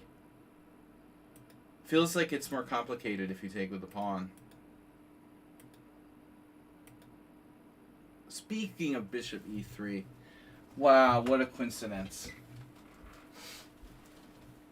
Oh no. And you didn't play mate? You had 13 minutes here? And you didn't play mate in one? Oh, 13 minutes, bro. Oh my god.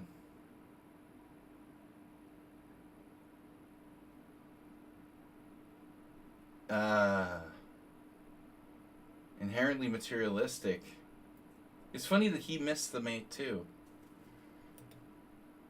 I mean, what's he supposed to do though? He has to play rook g3.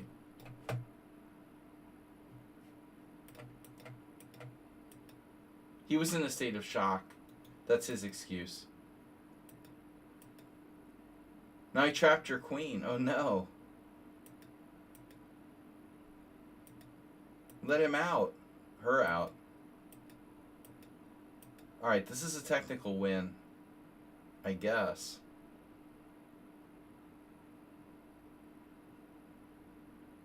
I really don't think that white can do a fortress draw here. I mean, unless he wins your pawn on a6. You know, even if you give him the best possible setup, I can't imagine a situation where his king would be safe and he could blockade. Yeah. Alright, lucky, lucky. Interesting game, guys. I'll be back in a minute. Checkmate 4-4-4. I'll put your game in there. In the Power of the New, I got to get some evidence that that player is a subscriber. Alright. Wait. Practice game against the Latinos capped. Alright, there it is. Why wouldn't it let me copy it? Alright, I'll just copy it, whatever. Copy PGN. Here. Learn, study. My studies. Paste. And I'll be right back, guys. Keep the donations coming. Be right back.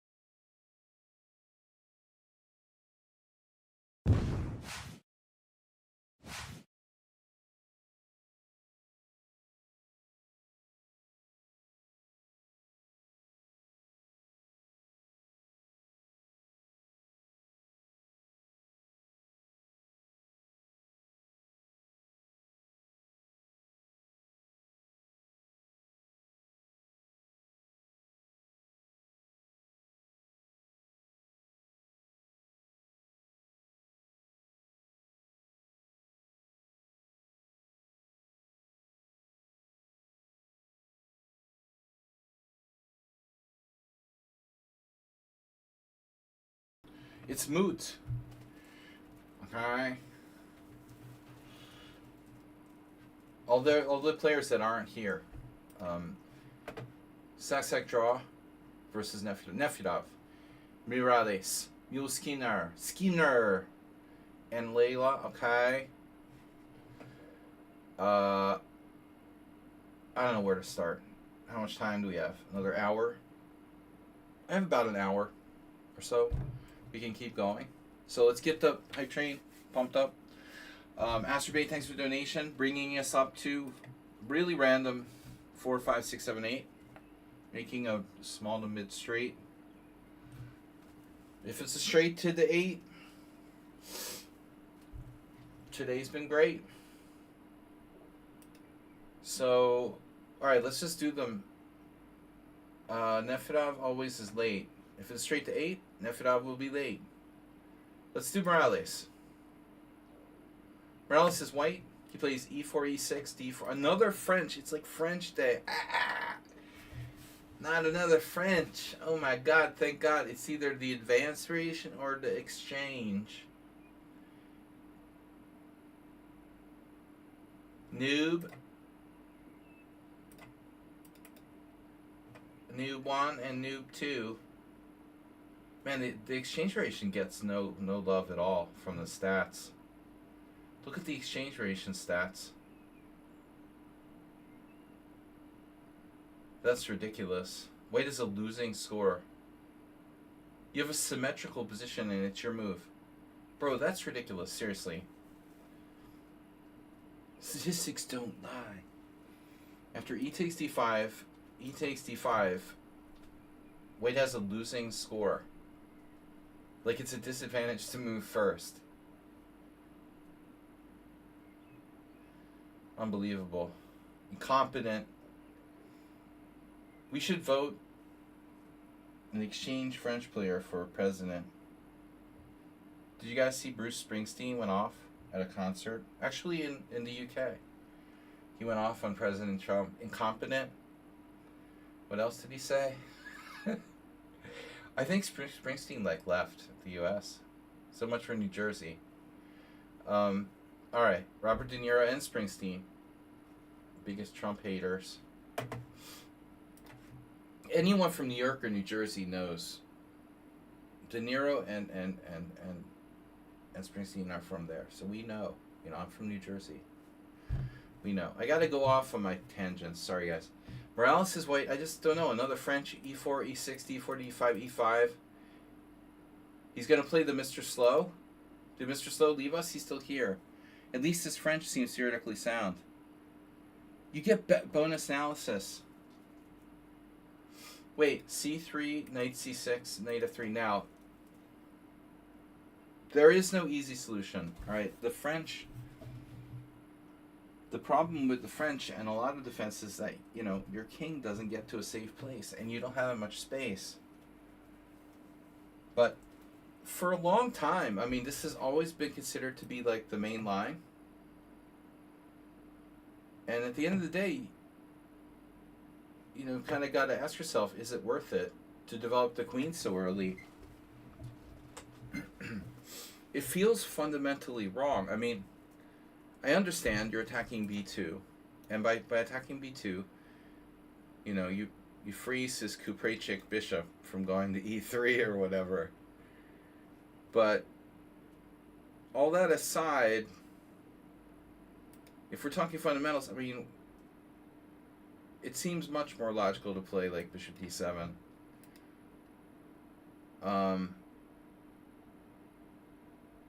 Or even the knight e7. Mr. Coffee style, or knight h6, which is the modern version of knight e7. Every good player tells you to play bishop d7. Well, I don't know which one of these is best, but I think at some point I noticed like knight h6 had the best stats.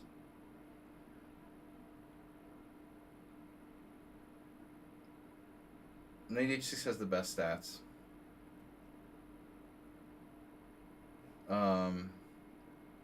Knight h6 on Prism, it's like the King's Indian, playing knight a6 in the King's Indian. For for like 50 years, no one played knight a6 in the King's Indian. Until someone was like, hey, you know, it's okay to put your knight on the side of the board. It's just temporary.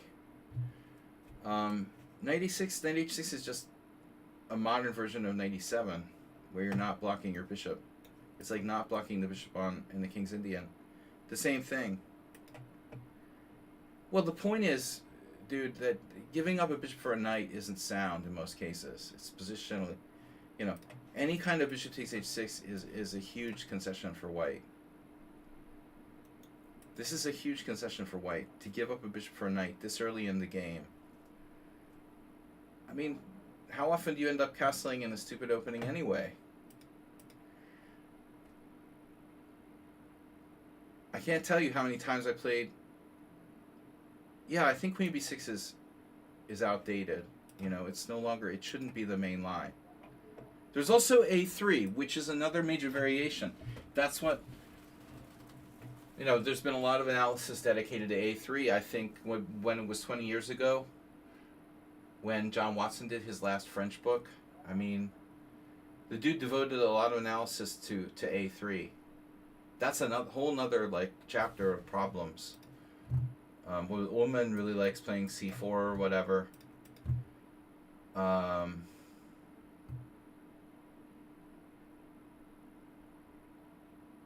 Did I say that right? Ullman? Ullman's not a French. I always think Ullman as a French player. Who's the German French player? I did it again. God damn it. I always think Ullman played the French. Alright, bishop d3. So this is the thing. C takes d4. Now, in this case, the problem is that white is one move away from castling. So it's too late to play knight h6. Why do I have... It was Ullman who played the French, right? I'm not crazy. So, alright. My dimension's not that bad. If bishop d3... See, now it's too late to play knight h6 because of d takes c5, right?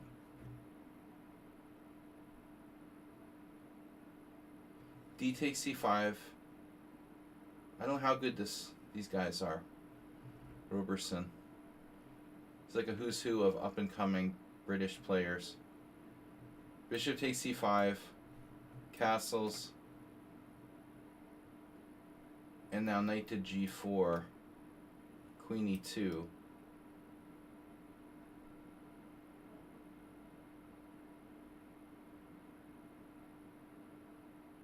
I think I probably played a5 at some point. Faced a5. But I mean, I think the move order is inaccurate for black. Black's not supposed to play knight h6. So c takes d4 is okay. This also... Okay, this is the other one I was thinking about, yeah. So if you go bishop d7, then I take on c5, right? Yeah, at least knight h6 gives him knight g4. Now white's just better after castles. And you have to play a5 to stay alive, yeah. So this is justified, right? C takes d. And now... Yeah, but who's the player I always confuse with Ullman? You've been watching my stream for 6 years. Who's the other German grandmaster that I said was a French defense player that wasn't? It wasn't Hubner.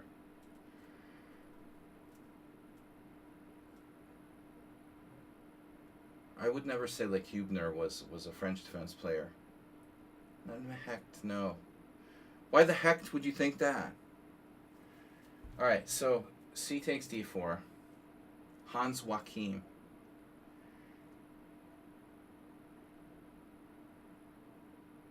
Yeah, so C takes d4. So now this is the modern castles. And, yeah. So this guy, Morales is playing a 2200. It's a blitz game. It's... Unziker, yeah, Unziker. Yeah, because his name is Wolfgang, right? I think it was because they're both Wolfgang. You know, that's my problem. They both have like weird names and they're, you know, very Germany names and they're Wolfgang. So they must play the French. It's just a Wolfgang thing. Bishop d7. Rook e1.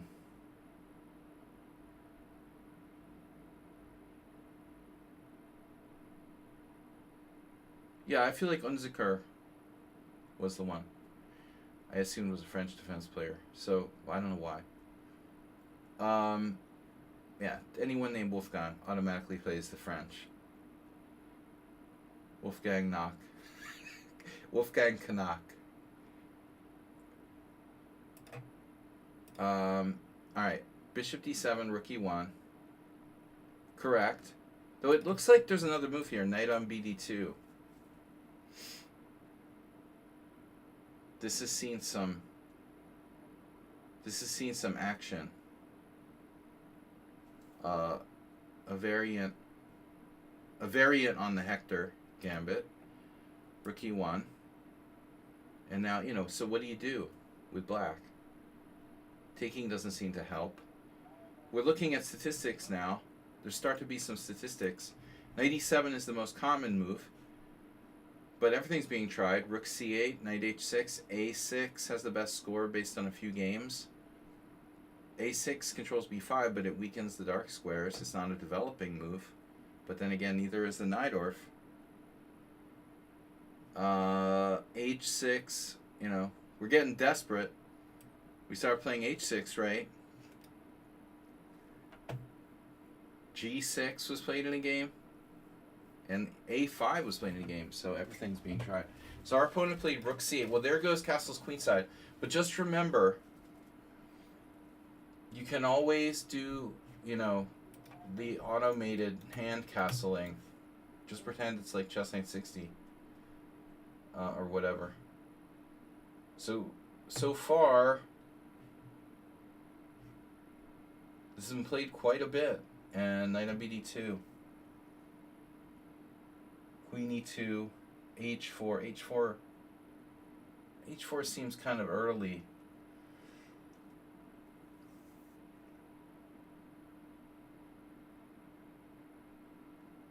Another move that hasn't been played here, but would be interesting. I have a weird suggestion. You ready?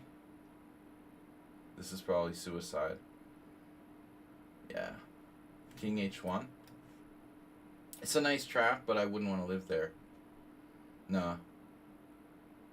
They'll just take. You can't trap the queen with bishop b3 because the queen will go to like b2. So like here, here, here, here. Although that looks pretty nasty for black. The truth is he probably shouldn't take the pawn.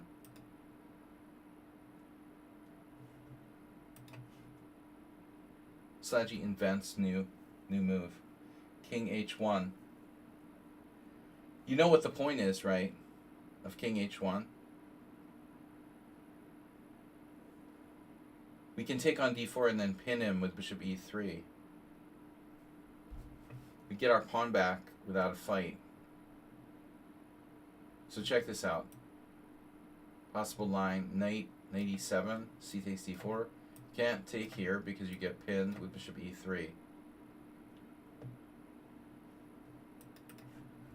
But there is another problem. Yeah, that's the thing. The rook on c8 is nice in terms of the c file. Okay, king h1 is not a real move, but I'm just thinking. Alright, so Morales plays the best move, knight on bd2. Apparently, this has a good pedigree. His opponent plays main line, and notice this goes back to, well, very, very far in the deep, dark past in 2021. So Johnny Hector's played the Gambit, but it probably, you know, isn't recorded in every game. Imagine before DGT boards. You know, how many games are lost?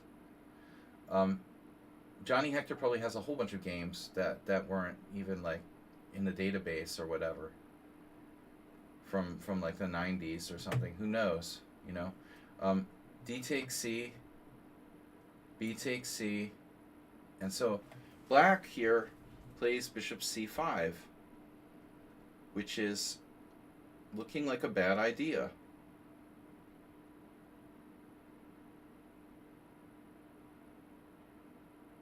But maybe not.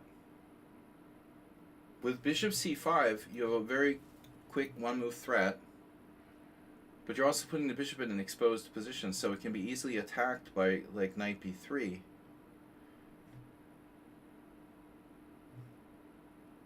Look. Oh no, Jesse plays this with white. Jesse's almost as low rated as me now. Jesse Doug Root 2463. Okay, sure, dude. Put your rating in the ice freezer. Guy's like older than me and his rating hasn't changed in like 20 years. I'm sure he's 2463. Bishop c5. Wow, there's a game with rook b1. That's interesting. But I don't know that that's the right idea. I would think black's going to move the queen again and then pull the bishop back to b6. That's the plan. He just buys a tempo. I'll buy a Val, Doug, for 300. Buy a tempo, get the queen back, and then block the b file with the bishop on b6, staying on the diagonal. It's not a bad plan. Here, white played rook b1, but I don't see the point of rook b1. Black wants to move the queen anyway so that they can put their bishop on b6.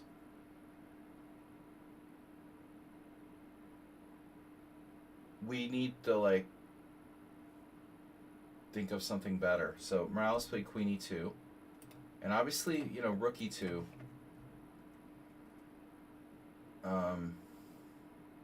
needs to be considered.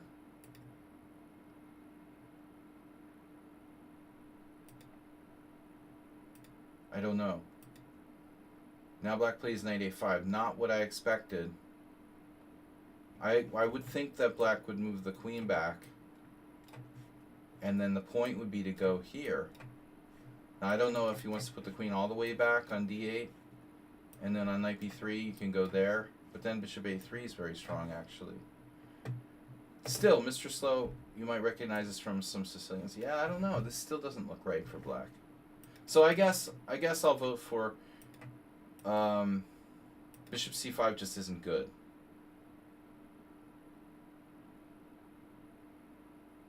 It managed to win a game, but that's like a random game. Bishop c5, it's a 2100, and black was 2391. And they're driving an Audi. Yeah, black didn't win this game because of bishop c5. Black won the game because white was incompetent, it looks like. Yeah, so queen e2 improvement, knight a5, and now rook b1. Knight a5 discourages knight b3, so that makes sense. Rook b1, queen c7, and then knight b3 anyway. And now he should take. Always take. You have to take. You're kidding me, right? He has to take. It's a tempo. It fixes white's structure, but maybe there's a chance you could survive. What if he takes? We take with the pawn, fixing our structure, and now black has a small chance to get out somehow. Can we get out? Yeah, I admit it's still not fun. But are you going to let white play bishop a3 for real here? Because this looks terrifying. I do not like this for black. After c5, you can go directly rook to b1. Well, that's what the dude did in the game. That's what the dude did, but he lost because he's a noob. Okay.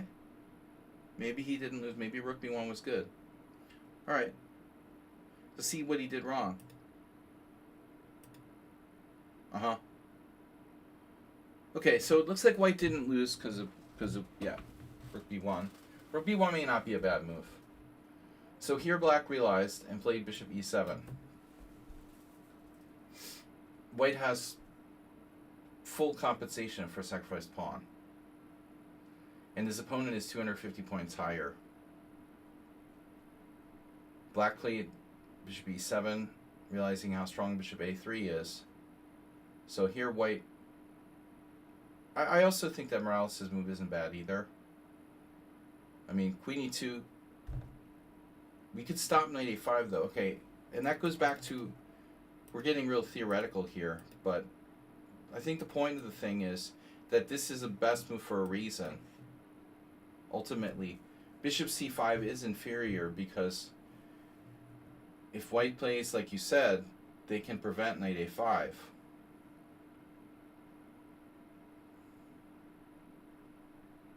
This might have issues as well. Let's see what happened. White won 5 out of 6 games. Rook b1, queen c7. Oh shit. This is multiple problems. c4, Cheparinov and Gavrilescu. And then knight g5 was even played. That's a 2200 though. I would be kind of skeptical of that one. Yeah, this doesn't look reliable. Let's go with Cheparinov for 600, Doug. Another pawn sacrifice. What's the difference? 1 pawn, 2 pawns, who cares? So Svane played d takes c4, but why not trade pieces if you're gonna die anyway? Shouldn't he maybe like take with a knight? I guess this is bad too. I mean, if you're gonna like be up 2 pawns, why not trade a set of pieces while you're at it? This looks okay, man. Wow. So this is not the plan. It's bishop takes c4. Wow. This has never been played. Maybe this is actually a way out for black. c4, knight takes c4, bishop takes c4, d takes c4, and then knight e4, and then bishop c6, and you're like, I'm out of here, man. Draw. Knight d6 check, bishop takes d6, e takes d6. All I want to do is survive. Queen d8, bishop g5, knight f6, knight e5. Are we having fun yet? h6, bishop h4. White still has the initiative. Yeah, it's tough, man. This is tough variation. Looks like even solid grandmasters are having trouble getting out of this. So knight e5 is not a cure either. Queen e2, knight e5, here, knight b3. Yeah, now I think that black is in trouble. It's an interesting thing, you know, that game. The whole idea that we can give up the bishop for the knight is another layer of complexity here. The main thing now is that black doesn't get out. You don't get out of the center. If you don't get out of the center, it may not matter that you're up a pawn or 2. And that's kind of the whole basis of this entire gambit. Okay, it's fine. Morales goes here. And black grabbed the pawn. Wow. I mean, is he going to grab this pawn if you play like bishop a3? Yeah, I mean, that's what I was suggesting. Well, I mean, knight d4 is okay too. We're not actually threatening anything concrete. He could grab this pawn.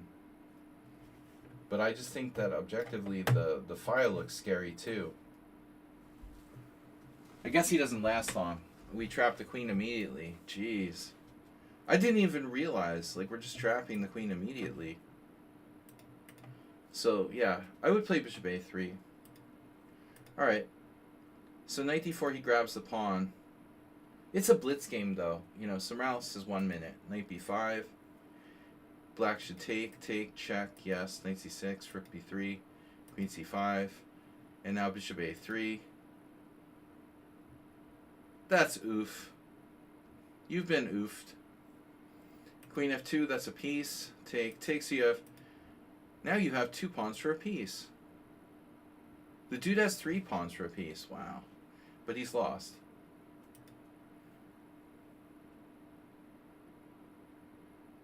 So maybe we should just cash in immediately with bishop takes c6. Keep it simple. We win another pawn back, or else we'd have a crushing rook on the 7th after bishop takes. You could even take on e7. Morales should try to keep this simple. But it looks like he had it under control. Though, yeah, maybe not. I don't like rook c3. Just keep it simple. He should just cash in. It's winning. Now black can maybe survive. I like rook takes. I guess here it's still a chance for black to put up some resistance. Objectively, white's probably winning according to the computer, etc. But again, this is a blitz game, right? And now he's paralyzed. This is not a good move. Bishop d6 is fatal. Bishop d6 is fatal. It stops. I mean, there's no c5, there's no rook b8, there's nothing. After bishop d6, you're done. Put a fork in him. There's maybe one defense for black, but I don't think it lasts. Like rook a8, rook a7, that's not going to survive. Here, rook a7, rook double.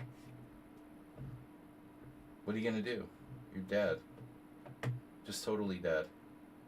Yeah, this is a great game. It's a classic example of this variation. Excellent job by Morales. Wrapping it up nicely. Alright, Nefedov, Yul Skinner, and me are remaining. Alright, so this is Nefedov. Not another draw. Nefedov with a draw. Why wouldn't it let me flip to the board? Oh, that's annoying. Okay. So, Nefedov facing knight f3. Let's see what Nefedov said, because he normally sends me like OTB games. Nefedov said, and by the way, Sexac draw, didn't he just play like one game and leave or something? Game for analysis on Thursday, please. Alright. Nefedov's online. Nefedov, I know you're out there. Don't try to hide. Let's see some brown beer. King and Pawn Chess is subscribed over on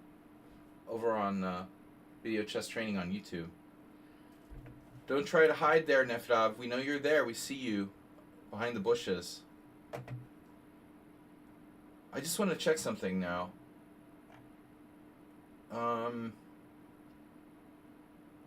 Saksek draw. Was this like he only played one game and left or something? Check the tournament for a sec. This is Tuesday's tournament. Well, I guess it's from Tuesday's tournament. Ponde.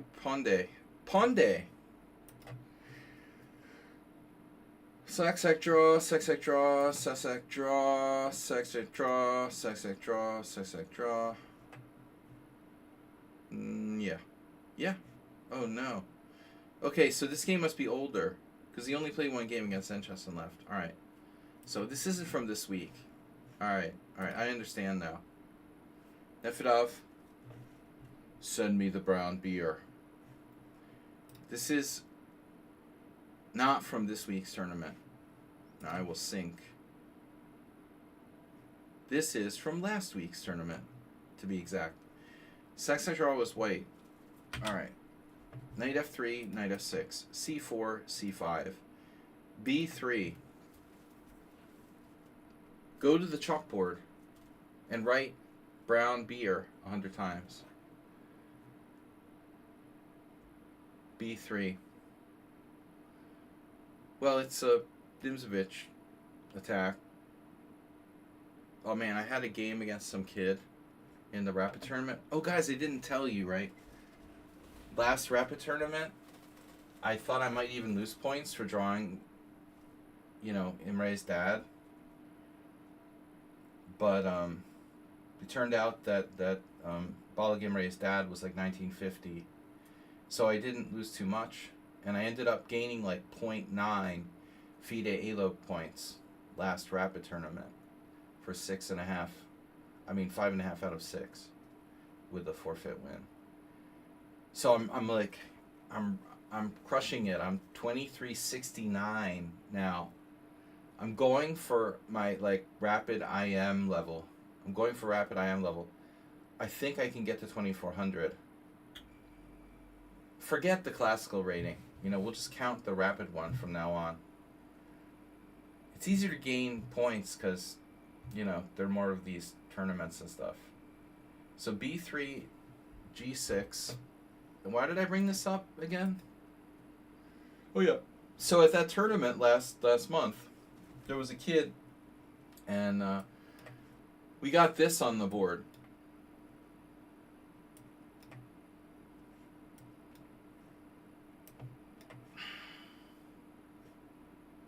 Something like this was on the board.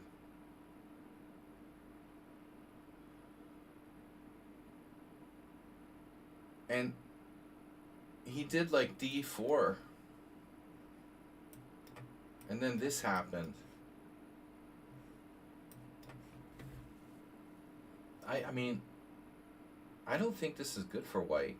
But I mean, I could be wrong. I've been known to be wrong.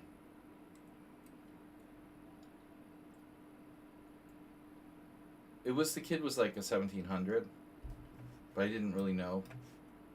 So here we transposed. This variation sucks so bad for white that, check it out. White's score is like, in the history of this line, white has 1 win. What is that? 1 win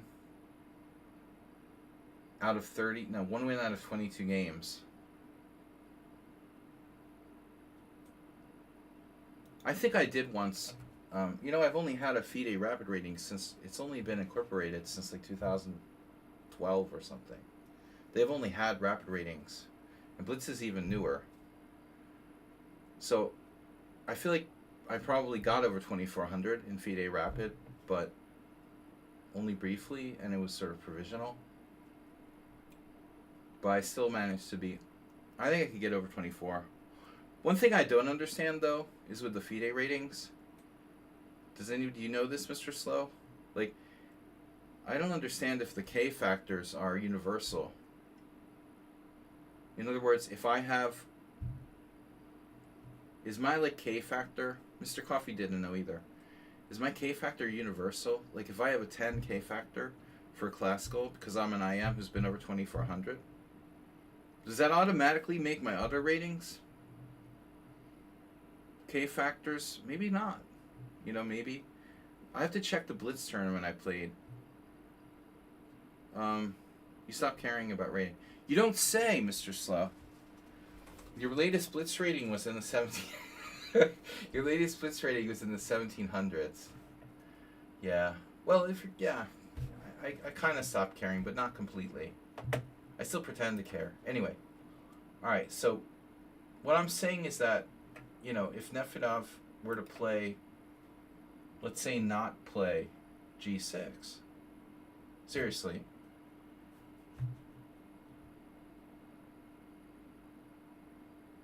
I ran into another problem though. Actually, in this week's Simul, I did knight c6. My opponent played bishop d2. I did like d6, and my opponent went e3. I would have played e5 though if that had happened. Somehow he tricked me. I got tricked. Alright, anyway, g6 is fine. g6 is fine. Move order is fine. Nefedov's move order is fine. But Nefedov normally wouldn't do this. You know, of course I never played this move order myself. But he goes with b6. This is a very solid choice. The double fianchetto. The double fianchetto. Double. Castle. Super symmetry. And now I play d4. So now it's basically Hedgehogville.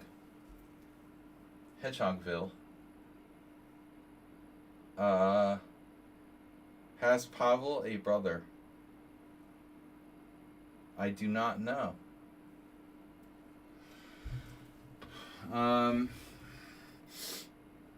But he seems to be. He was online on Lichess, but he's not responding. C takes d4. You don't have to take, though. You can pin him with knight e4. It looks like this may not be good, though. Interesting. I told Aspie not to move the same pieces twice.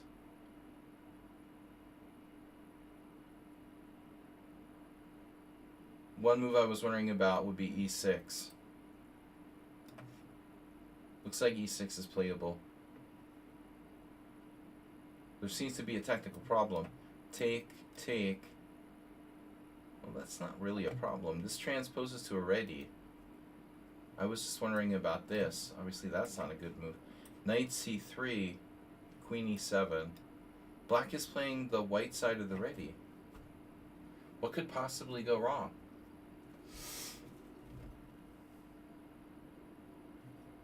Can white possibly have an advantage here? No.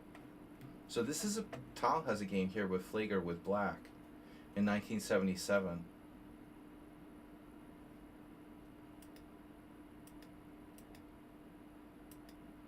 Was he a GM or an IM? He was 2550. Damn. All right, D takes C. Yeah, I don't know about D takes C, but anyway, E6 is a good move. Alternative. C takes D, knight takes D4. Yeah, this is lame though. I mean, has Flager a brother? Bishop takes G2. King takes G2. This is really, you're flirting with losing to Pop Jula here. It looks like one of my Pop Jula losses. Don't play D5. Oh no, that's the main line. There was some horrible game I lost to Jula in Blitz. So knight c6 is kind of routine. I definitely like. We're also close to my game with Imre Balog's dad. We could transpose to my game with Imre Balog's dad. Can you believe that? Is that crazy or what? After queen c8, if white were to play e3, I think we could transpose to my game with Imre Balog's dad. Something like that. But okay, knight c6. You see, Nefedov understands how to leverage the threat of the draw as a low-rated player. Very important part of his game. Knight d2. That's kind of lame. The knight is obviously, better on c3. Michael Steen. There's no English players on the stream today, except for the young Sung Prism who doesn't know these old people. Is Michael Steen still alive? I've never seen him. I think he quit chess before I even started. So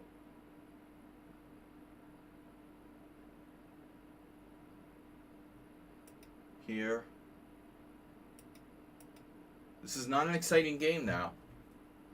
So at this point, I would probably not play d5. I would just develop my queen and play it like a hedgehog. Hjartarson play for win. Nefedov. d5 play for draw. Nefedov equalize first, then play for draw. King g1, d takes c4.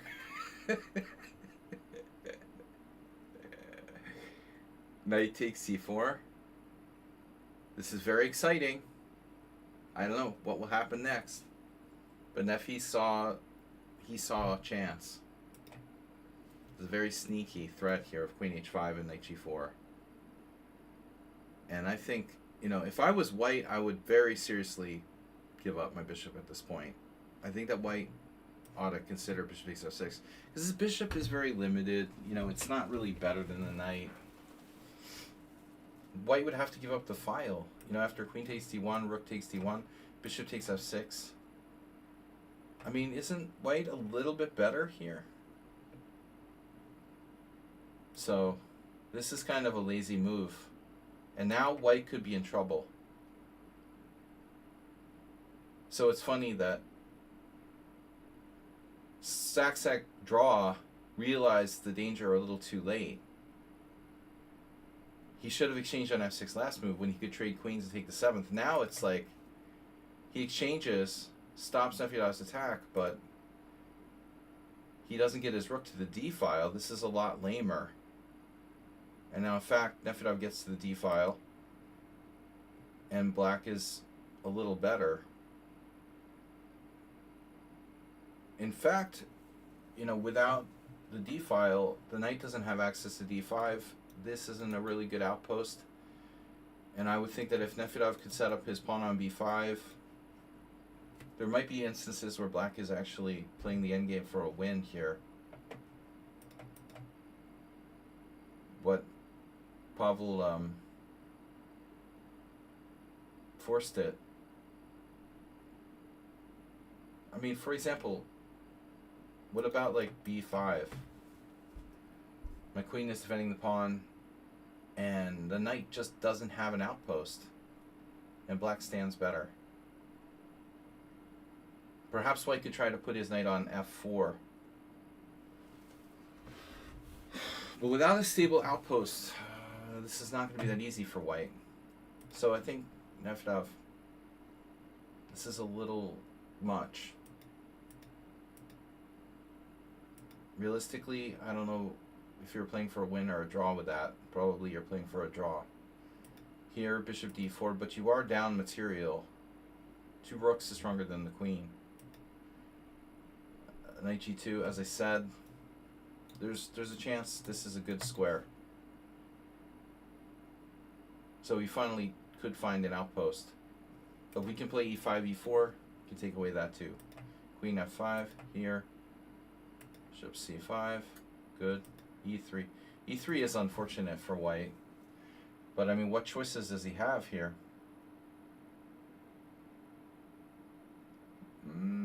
He has a choice.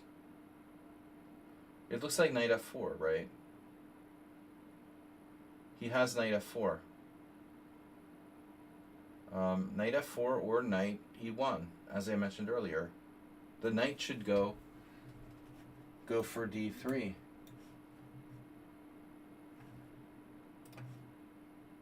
Yeah. This e3 doesn't look right. This is not good. I mean, you're loosening those squares. If black takes away the g5 square with something like g5, like, where are you putting your knight? Nefyadov's better now. See? He's better, even though white is up 2 rooks for the queen. White has no knight. And now Nefyadov played a5, but that's... I don't know what to do, though. Can Nefyadov win? Maybe if he plays h5, h4, h3.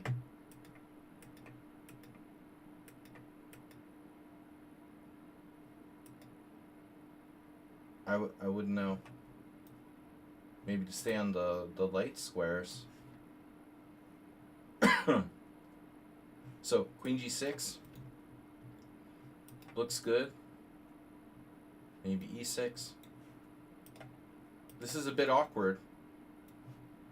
You want to come in there. I thought white is going to play knight d3. He doesn't do it.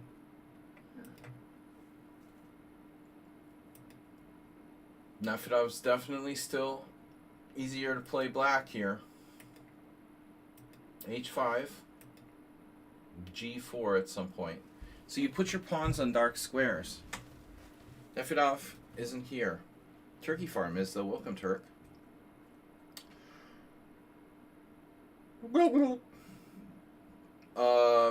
h4. So we were expecting this square.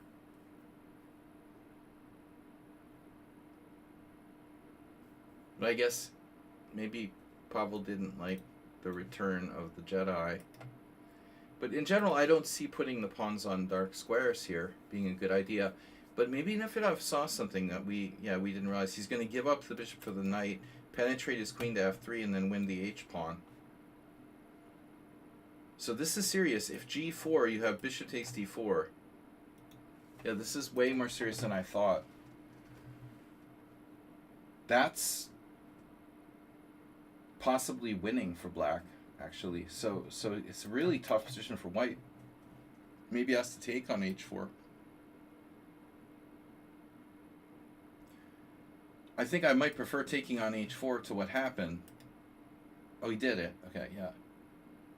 Take. Yeah. It's easier to play black here, even though he's technically down material. It's hard for white to coordinate. Harder for white to coordinate. So the knight never really had a good outpost. And now e5. Knight f3. Now here, can't do everything.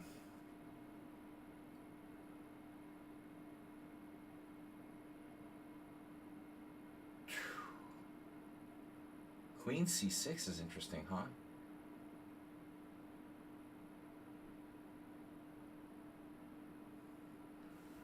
But if you play queen c6, you're just not really threatening anything.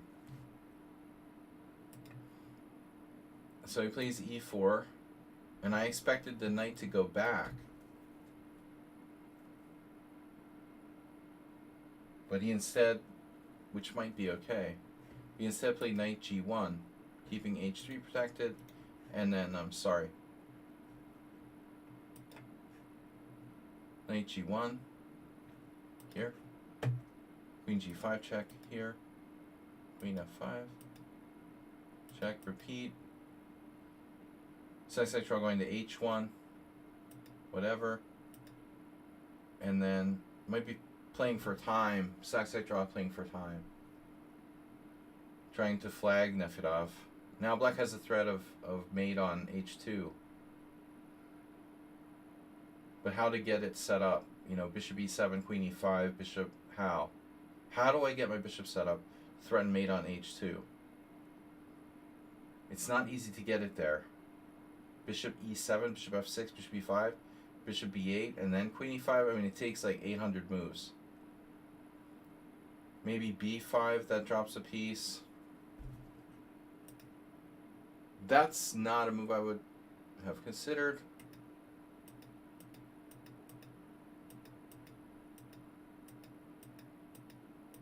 So this is just time.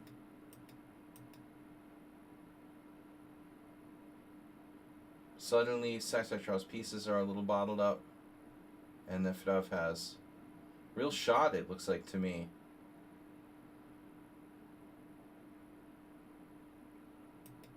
Not so easy though. And Saksakrov is so fast. I would say it's close to equal. Computer agrees it's equal. That was an interesting game. Not exciting though. You know, it was like very. Nobody really taking huge risks there. Okay, Mule Skinner is next. This game was a live game. This is an over-the-board game, 60-30. 60-30 coin sub 2022. Coin sub. What's up, guys? We got 2 more games here.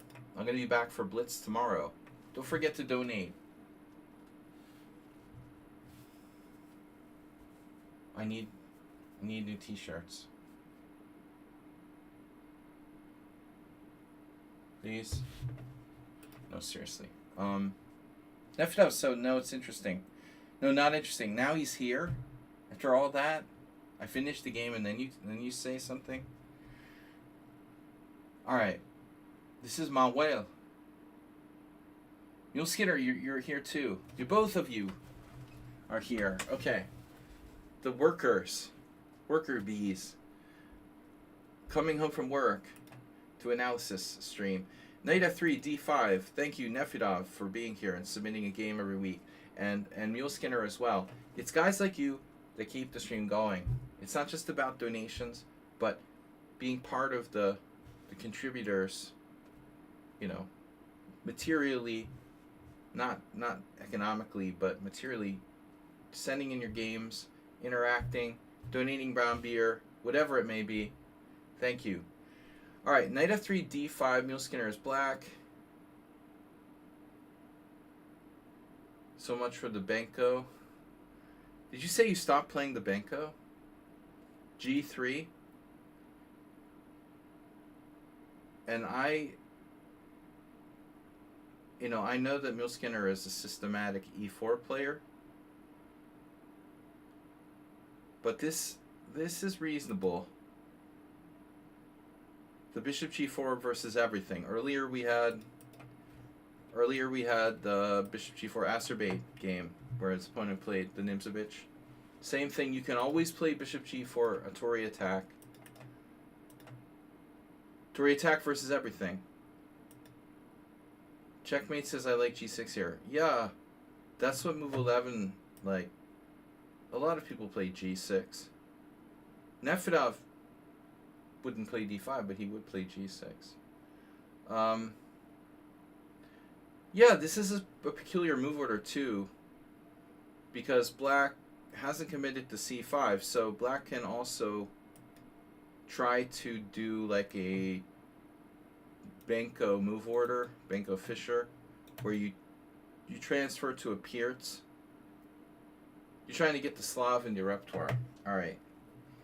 Well, you can play c6 here, by the way.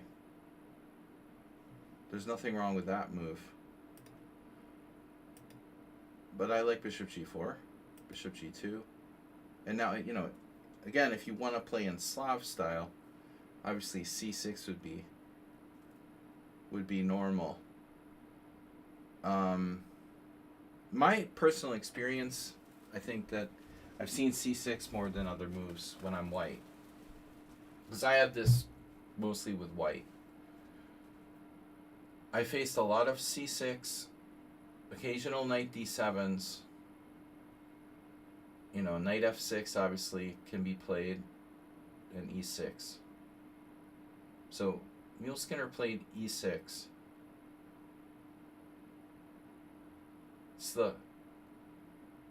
It's the French defense player coming out. But I mean, the main thing is that c6 is kind of against the bishop on g2. And your knight is normally going to d7 anyway. This is a Tory attack. It's simply a Tory attack with colors reversed. Ask Cheesy Noob. I have so many games with white, and it's not easy to get any advantage.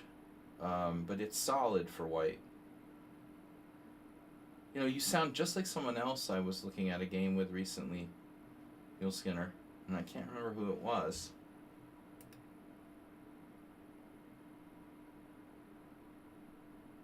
Maybe someone on Sound. Someone on Sound had a game we looked at weeks ago, maybe. Where he also... But he doesn't do bishop g4. He had a game where he did something like... It was something with bishop f5, not bishop g4. And he wanted to do the same thing, where he just keeps like c5 in reserve. But I mean, frankly, they're two completely different systems for the most part. To play bishop g4 in a colors reverse type scenario and expect to be able to play c5 too, yeah, it's possible, but you're asking a lot. I mean, I used to play like this. I mean, I was known to play the Smyslov King's Indian. Do you want to play a Smyslov King's Indian with reverse colors? Because it's possible. But, it's asking a lot. Because you're playing white, like you're black a tempo down. You're playing white a tempo down. So can you take the same liberties you could take if you're a tempo down? It's a lot to ask to be able to play bishop g4 and c5. That's possible, of course, but you're trying to play a system where you're moved down. Anyway, I would recommend learning it more, finely, more concretely, not just kind of like making it up But it looks like e6 is fine. You can do what you, as you say, but I mean, white is going to play c4 at some point. And if white plays c4, you're going to have to watch out for this, for this. So when castle here, I'm going to expect a lot of games to go with solid moves. Knight f6, knight d7, c6.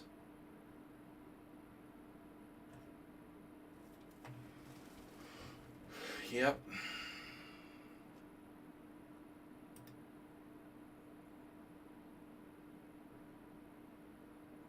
I'm just thinking, I normally look at this board with white.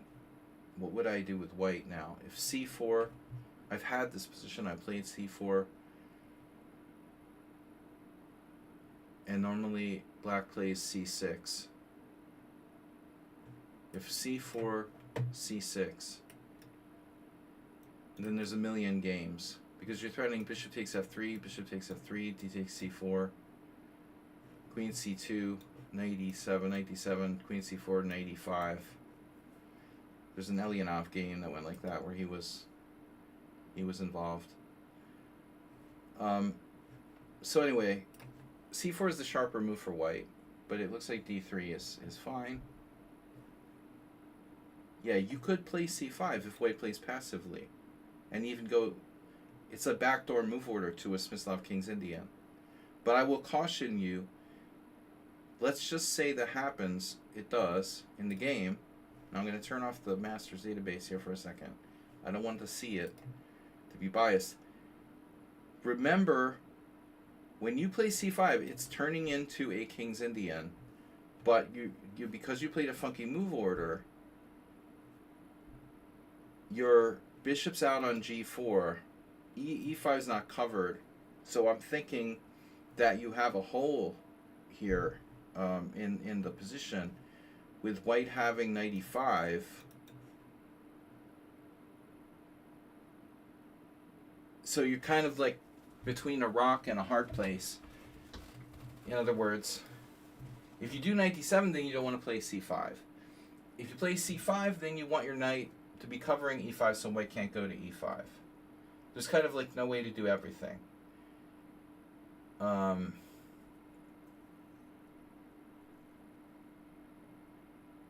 You know, maybe I would rather play bishop e7 and wait one more move before I commit to the c5 thing. But I'm going to guess that a smart player here with white is going to be hitting you with a combo of like knight e5 and c4, probably. A thinking player. Like, I made a huge bluff in a poker tournament, a poker game last week, because my opponent was a thinking player. But here, you know, this is only going to work against a non-thinking player. A thinking player is going to call you here with knight e5. Now the question is, how good is it?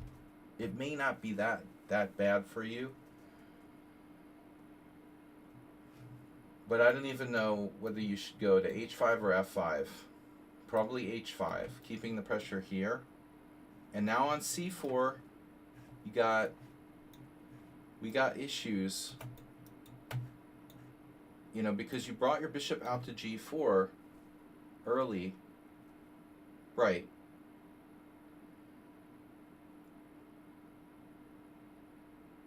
So there's all these like light square issues. Maybe you can make it work, but I'm skeptical. You know, I think that this is probably the quote-unquote refutation. And if you try to do anything fancy like bishop d6 to control the e5 square, then you have other problems, because ultimately white might be able to play for e4, e5, like forking your pieces. But having said that, like even bishop d6 might be plausible. You know, there's also this sort of standard just like trap your bishop type of stuff, though I don't think that's that dangerous here. Yeah, so I don't know. But if white doesn't play knight e5 or c4, you're transposing to a good Smyslov King's Indian. So you got in c5, your bluff is working. Now knight c6, your bluff worked. And I've had this position before. This is a Smyslov King's Indian. You're up a tempo. I mean, you're down a tempo versus white.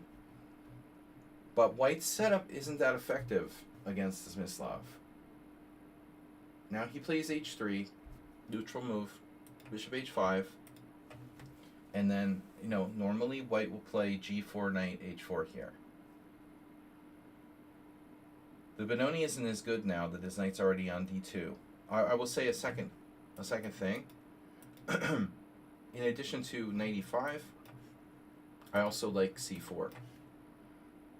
But in that case, you couldn't go knight c6. So it definitely looks like, no, although, you know, even here, maybe, you know, there's all kinds of weird stuff the guy can do. Mark Hebden played something like queen b3 against me in a similar position with reverse colors. You know, it's always some issue, you know. It's hard to play a white opening a tempo down the same way you would normally play it with white. But the way the guy reacted was lucky for you. He didn't try to do anything dynamic. Knight c6. Now you're completely normal, just a move behind. But after this, I've never seen anybody go like that. That's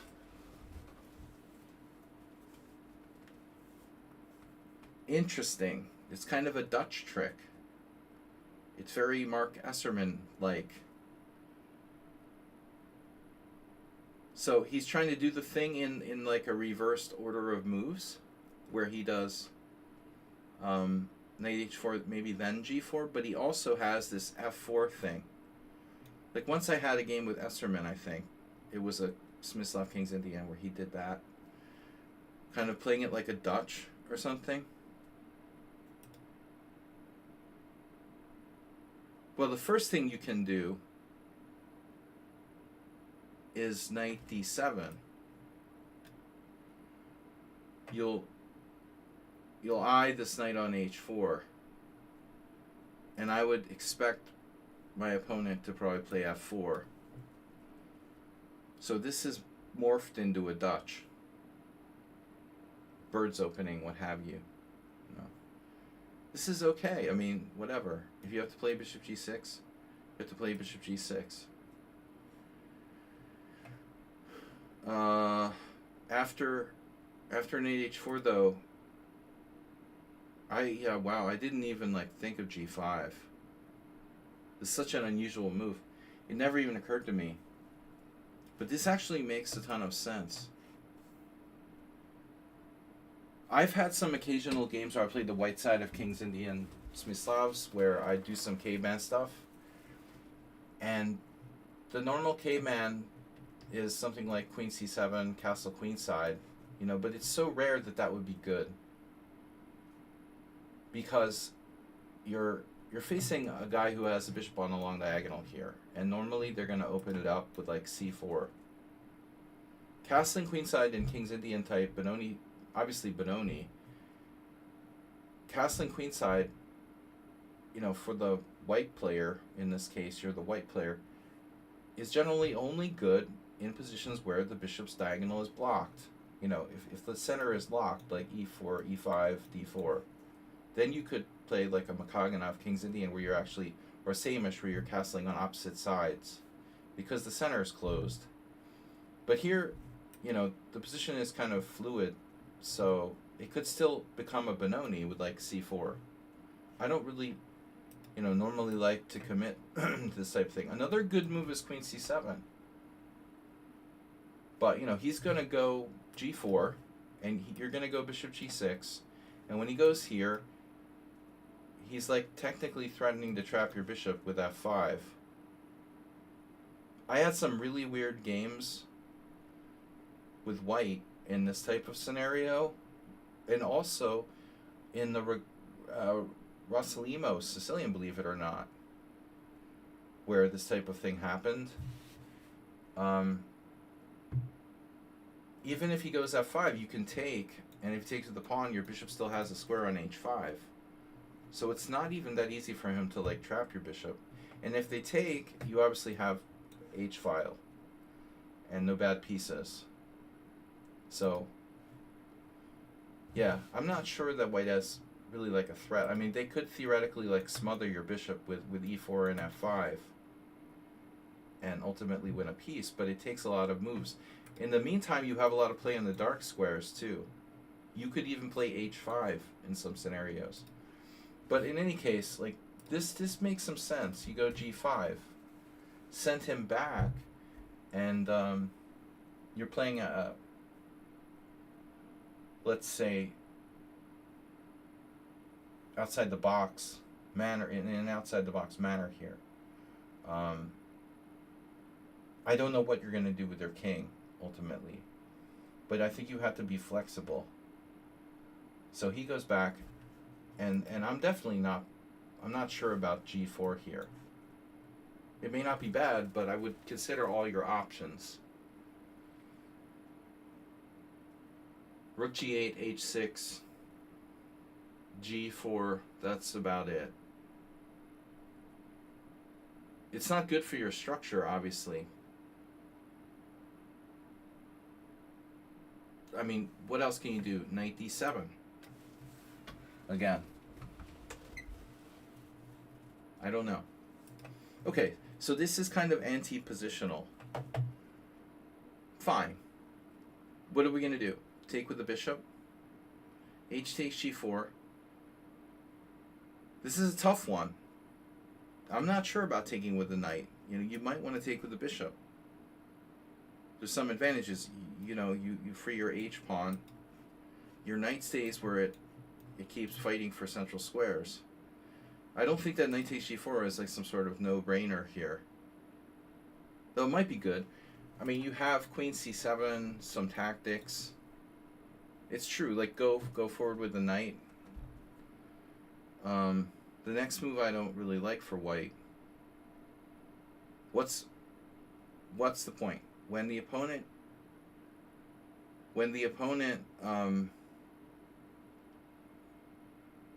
attacks on the flank, we should open the center. You know, he wants to play c4. And c4 would be, it maybe is a good move. I think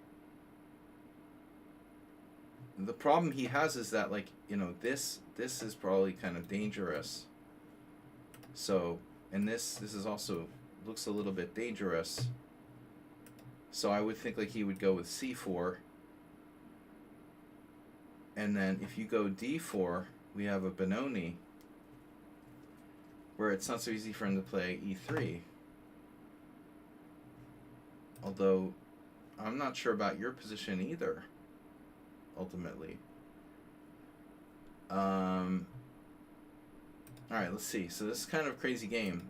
Knight takes g4, c3. That move doesn't do a ton of stuff. I'm not sure how constructive this is. The only thing it really does is open up his queen. Yeah, you're playing tactically, but I guess this is justified. Bishop d6. Typically in the standard situation, we might go here. What the hell did I do? I don't want to do practice with computer. Okay. So sorry, computer. Yeah, this is much more active square. Luckily, c3 was extremely passive. So you can start to threaten like primitive stuff here. Rook g8, maybe even queen f6, queen c7. He plays queen e1. This is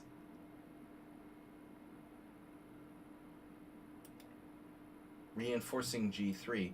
But white's play feels really, really passive. So I think this is what he's up to. Okay, queen e1. Queen e1 is like a typical break the pin move. And he played c3 so your knight couldn't go to b4. Not the way I would have played it with white. But I wouldn't have done knight h4 either. So I think he wants to play e4. You go queen c7. It's not your only square. Obviously, we have to consider other options here. I think f6 should be considered. Kind of an unorthodox plan. But I guess after e4, my point is that we're going to keep e5 protected. And then I'm out with castle's queenside, most likely. But you got the square really well guarded. So it's not so easy for him. I don't know what he's going to do. You know, maybe he has d4. Some sort of energetic move, like maybe sacrificing a pawn. Something like that. But anyway, queen c7 is more normal. e4, castle queenside. Yeah, and now you definitely have stuff. You have very real stuff here. Yeah, 95. Also an option. So exactly what I was saying. He does exactly what I was saying. He goes d4. See, with the queen on f6, you actually controlled d4 a third time. Now, he can play this move. It's not a pawn sacrifice as it would have been in the other position. You don't want to take here and bring his knight to e4. So at this point, we have to be careful. If we open the c file, this could very much backfire. But let's say you take. You did. He could take with the knight or the pawn.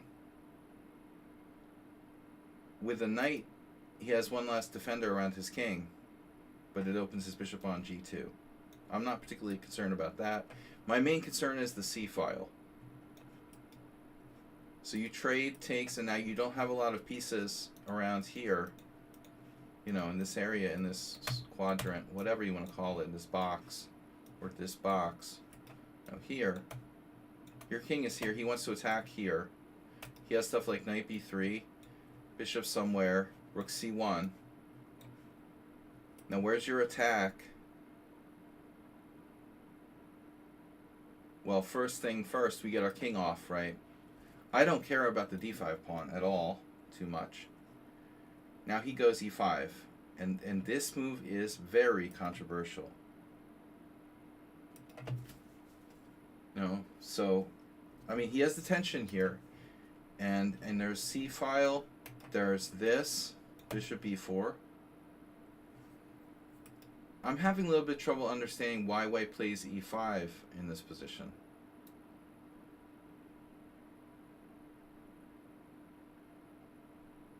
Does he have a tactical idea?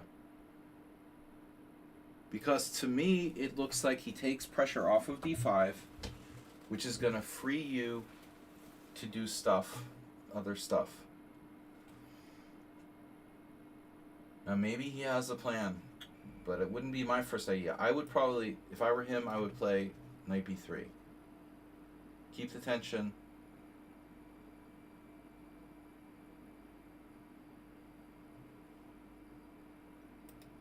I mean, I didn't realize you really have a threat of knight takes f2.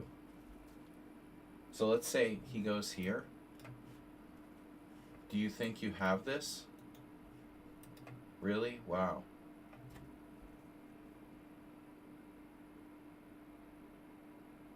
It's possible that he would have like e5 as an answer to that. Like he could go e5 now.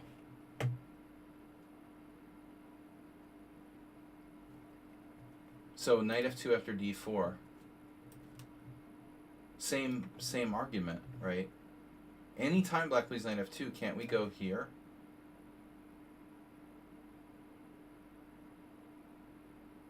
I mean, I'm just kind of... It feels like knight f2 is refuted. Period. It's not a real threat. But I think we have to look beyond that. You know, there's more to this position than playing for tactics. You have some assets. And when he plays e5, you have the c file. This bishop can go back to g6. This is useful. So your next move is very hard to understand.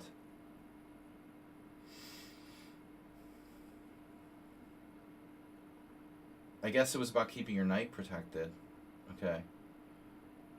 So bishop f8 is about keeping your knight protected. But here we have to calculate.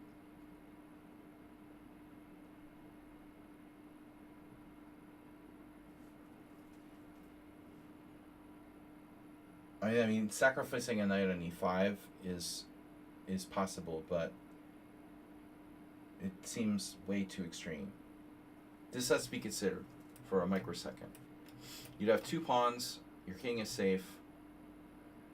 It's just probably not enough, right? But I was wondering about this. I mean, as a French player, this became very French-like. Now, I could see you might be concerned about your knight, but just for a second, like, say he does, like, f3.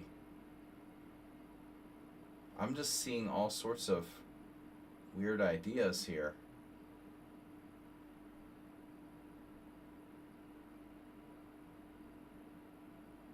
Don't even know how this goes.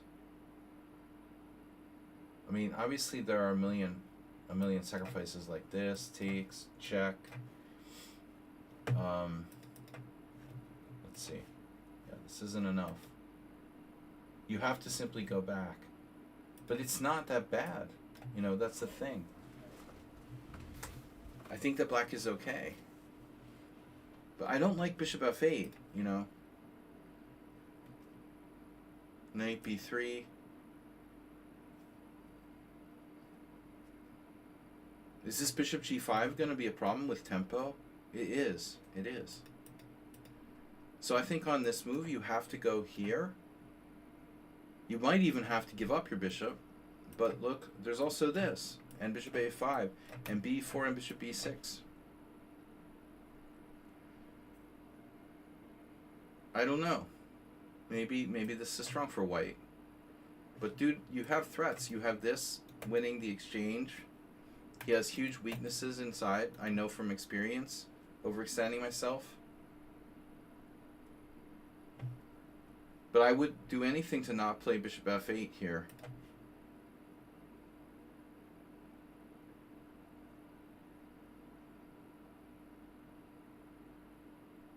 But like, for example, why bishop f8 versus bishop e7? Let's say he does the same thing, like knight b3. You go here. You're threatening bishop d3. And now f3. And this is our problem. This is where we started problems. That's why you have to keep that protected. Okay.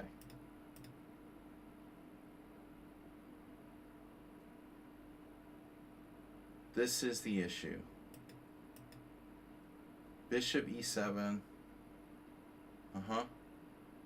So this move would buy you some time. Now, if a3, let's see. Wow, the computer thinks you can still play bishop e7. Okay, so there's a tactic here. How does this work? Yeah, I see. So inducing a3 is good because when his knight goes to b3, it won't be protected. That gives you some extra tactical possibilities. First you go there, and then you induce weaknesses. Then if knight b3, this is hanging in a lot of variations. Fundamentally, black is okay here. But bishop f8 I don't like. And then after knight b3, this looks really problematic here. But even so, maybe you're still okay.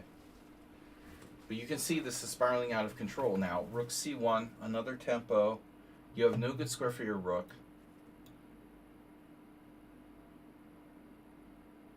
Yeah, you got like boom, boom, boom. All of a sudden, you got in trouble. Suddenly white is coordinated. He's maintained, you know, he's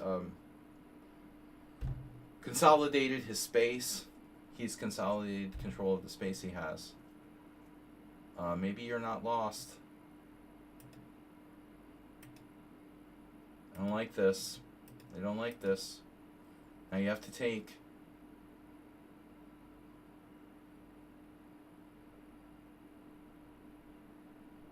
You can't live with that knight on c5. There's no other option. You have to take. So what do you think? He takes with the rook or takes with the pawn? Yeah, you're in trouble. Takes with the rook. Your knight is going to get trapped with f3, right? So it all comes down to that moment, you know, where you chose to play very sharply against this player. But I will go back to the other move. Let's see what the computer says here. This is kind of outside the box suggestion. Queen f6. There's something like Stonewall attack about your position that makes me like this. Queen f6. Sort of the same thing, but your queen plays a different role here. So it's not blocked by your bishop. e4, you can't take, you have to castle. You got increased control of e5. Now, like I said, his best move is d4. But compare this to the game now. Let's say he did the same thing he did in the game.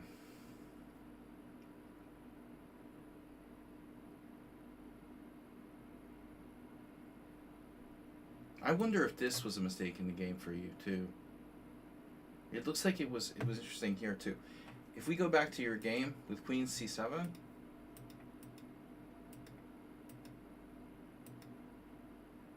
the computer doesn't like you taking. I didn't hate it, but now, most interestingly, it doesn't like trading knights on d4. I still think you're okay. But notice how the evaluation really goes up when you play knight takes d4. I paused when I saw this position. I wasn't sure. I also feel a little bit weird about allowing knight takes c6. And I definitely don't want to allow knight b5. But it raises a question as to how serious is the threat of knight takes c6, basically. I don't really want to allow knight b5, I admit. But like knight takes c6, is that so bad if we have to take with the pawn? It's interesting. So what if I don't know if I want to do a6. I don't know what we should do here. Yeah, a6 is the second best move. The computer is willing to give up the bishop. This is pretty extreme. No darks for bishop. But white is back on the back row. So it's even that is possible. Yeah, it's interesting. So there's a lot of chances for you, Muleskinner. This wasn't a simple loss. You know, you lost little by little. But it feels like here you're still in the game after bishop e4. All right, guys, last game.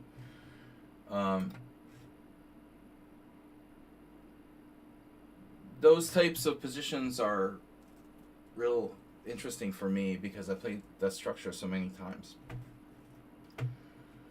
He was 2100, obviously not a bad player, but I think you got him a little bit out of his normal zone in the opening, Muleskinner.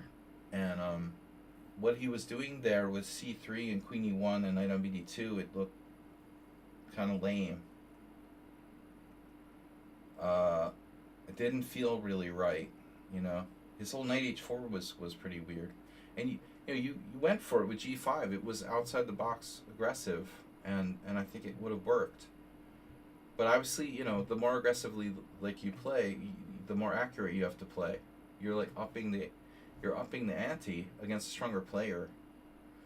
All right, so this is Bagsy Mogs checkmate 944.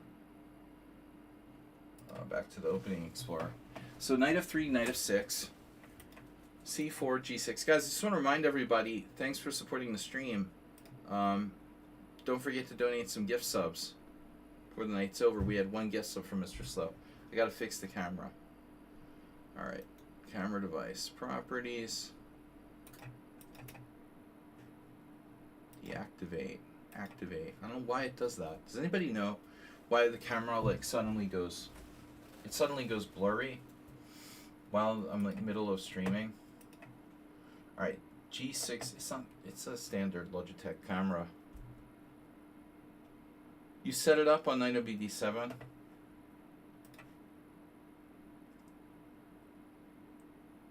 The old King's Indian old variation. I used to play this a lot. I only like to play knight d7 because the Mar del Plata was so theoretical. And then I played e5 a lot, but I just didn't like to play knight c6. I played this move order too with black in order to avoid the exchange variation. Mr. Focus. Mr. Focus, are you on? Good to see you on, Mr. Focus. Autofocus on. I don't know. Where do I find autofocus? Video capture device. Properties. Let's see. Scale, filtering, blending mode, blending method, de-interlacing. I wonder if spell check would even accept that as a word. Hide, remove, rename, filters, properties. The color out of space. It all sounds like a Nicolas Cage Lovecraft movie. Apply rotation data. It's all too technical for me. Advanced. Hardware properties. Yeah, I should be looking. Use hardware decoding when available. I'm not going to mess with it. It's fine. So, never take tech advice from a guy who's a manager at a donut shop. Where's Uber driver anyway? It seems like Uber drivers spend a lot of time at Dunkin' Donuts. You get a lot of Uber drivers in there? God, if I took Uber, I'd probably find someone who owes me money. I told the story on Tuesday. Was it Tuesday? I don't remember what day it was. I told the story on Tuesday how I got on the bus and the bus driver owed me a lot of money. Turkey Farm subscribed with Prime. What's the chance there's probably 500 buses in Budapest? And 1,000 bus drivers? What are the odds you get the bus driver that owes you a shitload of money? Castles. Alright, so we start from here. You castled. There's also bishop e3.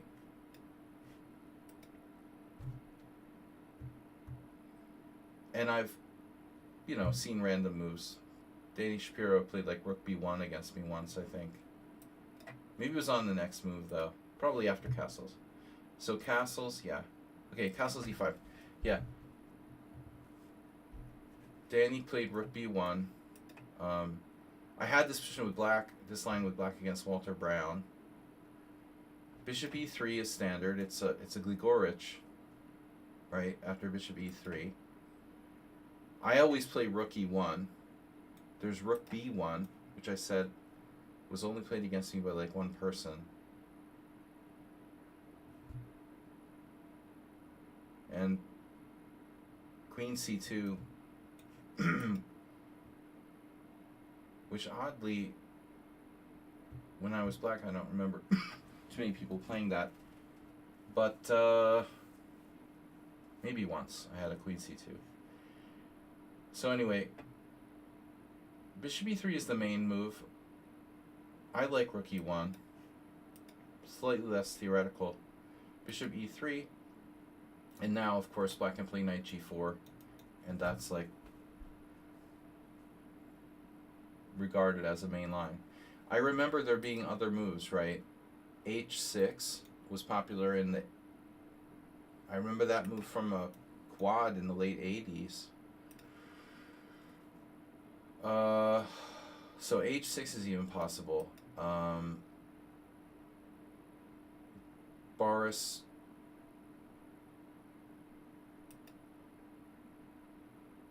There was this Boris I knew who played queen e7 against me once with black. Similar position, but probably not the same. So that's what the computer did here. Is it out of opening? It doesn't have a book, right?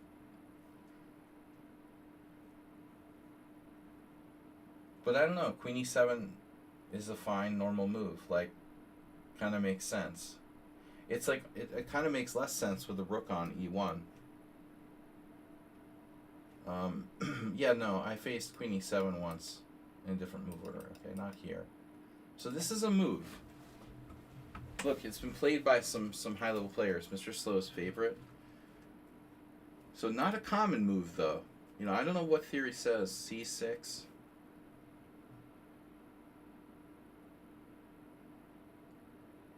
I lost real bad against Robert Marcus a million years ago, 20 years ago. The last time I ever played this type of line with black was probably like 2005.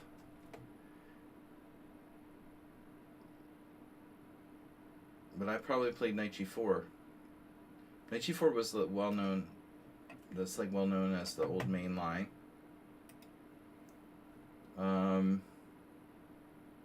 Yeah, you can even play e takes d4. Hell, I mean, you could play b6 and transpose to a Queen's Indian, accelerated Queen's Indian. You could do anything, right?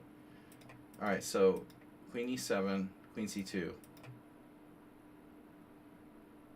So I think rook e1, you know, there could be some instances where you could sack a pawn because the file here is dangerous. How can we take advantage of Queen e7? Your move looks extremely logical, you know, Queen c2, just to connect the rooks and play like rook a d1 and protect d4. This looks very, very normal to me. And so black has a number of typical alternatives, and Leela played e takes c4, surrendering the center.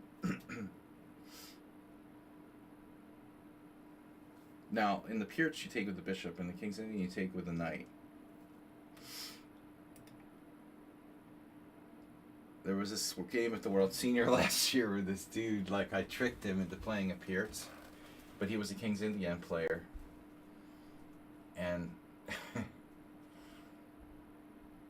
he didn't realize, like, I could take with the bishop, because he never played the Peerts, and he was forced to play, like, a Peerts.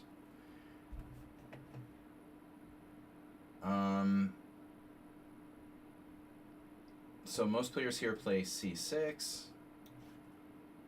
rook e8, obviously attacking the pawn. So if rook e8,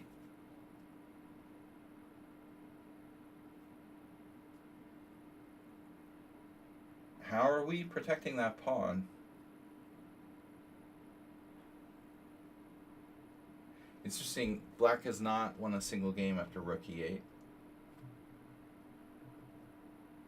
I mean, black can also play knight c5, attacking the pawn a different way.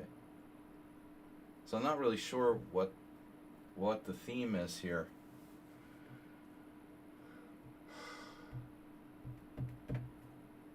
We can play f3. We might have to play f3, but it depends. You know, if we play f3, our bishop is not protected, and there can be tactics. But rook e8 is not weakening black's structure. See, this is very interesting now. If rook e8, there's two people who played rook a d1. Yeah, but see, this is a little bit deeper. Elianov played rook d1. No. There's Estremaripanos and another guy against Nojgabor. So this is the idea that you can sack this pawn because you have tactics somehow. Takes here, knight b5. Is this the point? And black's structure falls apart? Yeah. Yeah, this is dangerous for black. So you don't have to defend the pawn with f3. That's very interesting. But anyways, okay. Computer didn't do that. It did knight c5. That's a little different.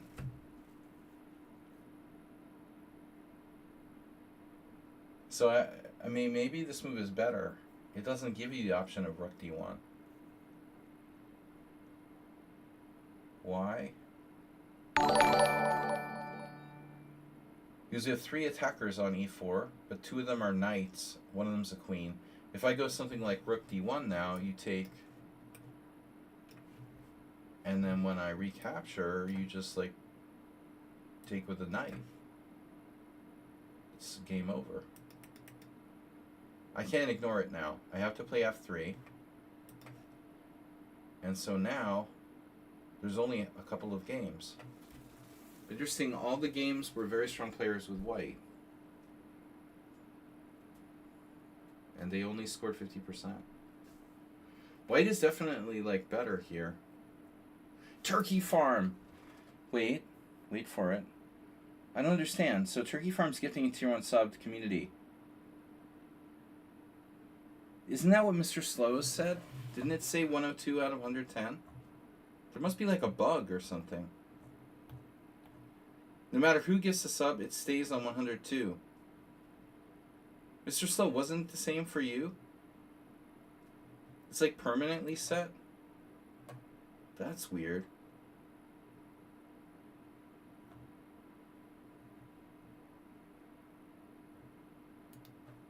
Turkey Farm gifted a tier 1 sub to the community. Mr. Slow did the same thing earlier, and it still said the same thing. 102 out of 110. That's weird. There must be something going on.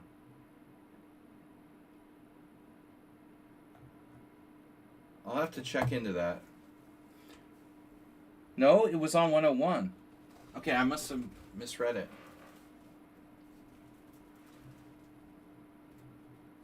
I thought it was 102. Did it say in the... No. It only says there. But thank you. The important thing is that you did. Maybe I can see. Wait a sec. Turkey Farm gifted, yeah. And then earlier... If I scroll back... That's weird. I guess I can't get back that far. Unfortunately, I can't scroll back that far. Oh no. What? I can't go back further? Maybe if I went into mod mode. Whatever. Alright, so this is very interesting. We'll see. We need one more gift sub to make sure.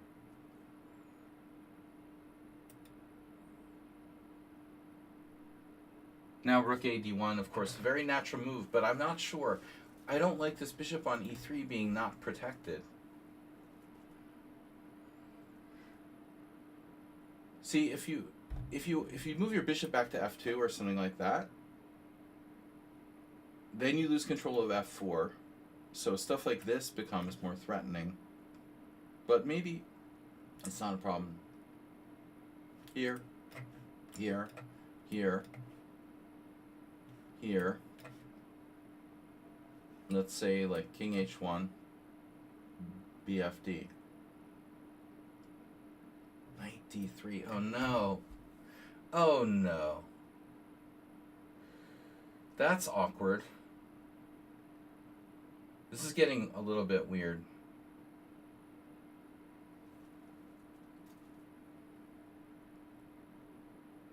It's in there. Okay, I can see what you calculated.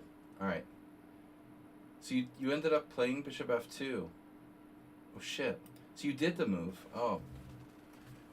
So, you know, it's interesting because Fernando Peralta lost against Mosesian, the weaker guy, the older one, who lives in Spain, and that's a minor upset. You know, Peralta was 2600, so that's kind of a big deal for him to lose to a weaker GM with white.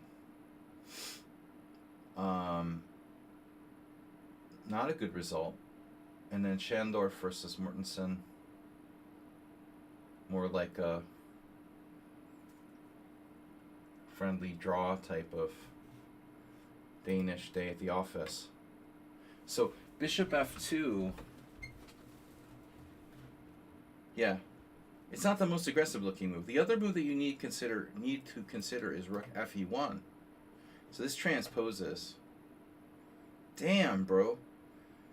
Black has a terrific score here. Oh, it allows d5. Okay, so it looks like rook fe1 is like straight up blunder level. Let me check with the engine. No. Wow, white is still better here. This is very complicated though. C takes d5. These are both recent games, oddly enough. C takes d5, C takes d5. And they didn't find knight on cb5, which is an odd looking move. The tactic is very strange. D takes, knight c6, B takes c6, bishop takes c5. Complicated position. Black Saxon exchange now with queen b7, bishop f8, bishop f8. Gingy would love this. Anyway, that's very, very complicated. So even rook fe1 is not in fact a blunder. Despite like white having a bad score here. This looks very logical, but you know, this move also looks logical. If black's best move is a5, we're in good shape. It's a standard type position. So if his best move is a5, yeah. But you're saying d5. This is what you analyzed? Yeah, I'm not scared of a5, but I am scared of d5. This is important. So what you're looking at here, cd5, is this the Alterman game? Alterman played bishop g5. That's a nice shot, you know, and obviously very dangerous for black.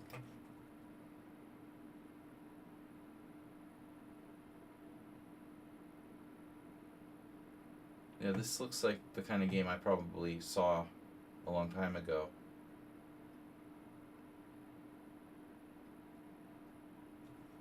So bishop f2, you know, yeah, you're sidestepping these, like, the tactics. What happened in that game, by the way? Knight takes d5, knight f5, g takes f5, bishop takes c5, queen c7, takes, b6. This is not the Alterman game, though. Alterman played bishop g5. White is just clearly better here. Yeah, this is unsound. This is really unsound. So rook a d1 is good. It's good. And black shouldn't play d5. Yeah, it's too much. There's too much loose stuff. So black has to play a5, and then you have time for rook fe1. Stuff like knight h5 looks very standard. This looks standard. Wolfgang Ullmann, Mr. Slow. Bishop f1, bishop e5. 1998. The late Ullmann. I don't know if he's late, but he was late. He is late. And he was late. He was always late. No, I don't know. He lost with white against 2200. Oof. That's not good. Freeze-dried rating. Yeah, I mean, knight g7, not really trusting black's position here. Safe to say that Ullmann did not lose because of the opening in this game. It was like plus 1.4. He was just simply getting older. Yeah, so this looks pretty good. So I guess the moral of the story is that rook a d1 is good. d5 is tactically not sound. And if d5 is tactically not sound, well, someone actually played g5. Wow. Not just someone.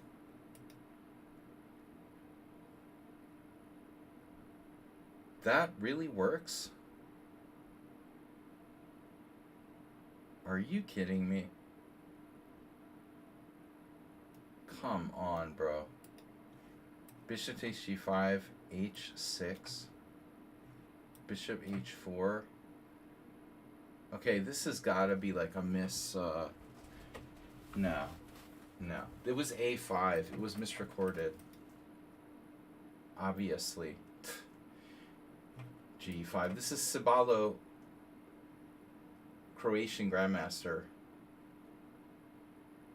He clearly played a5, and then it was recorded as g5. There was something weird about that, though. If you look at the move, it says something 5, bishop takes g5. Oh yeah, so it must have been a5. It was probably a5. White played bishop g5. Black played h6. And then the game continued.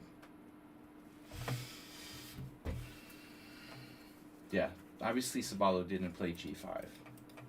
Some noob out there believing that. I mean, okay, I had to make sure there wasn't some kind of tactic. Yeah. So bishop f2, knight h5, rook fe1, knight e6. Okay, now you need to stop and think for a minute. You can either play rook a d1 or you can not play rook a d1, which means you're probably playing knight takes knight. If you were to play knight takes knight, how bad would that be? You didn't like it because of bishop takes or pawn takes? Or why? What about like pawn takes? Can he change the structure to this? Maybe this upgrade? This is an upgrade? Yeah. Okay, so keep the status quo. Right?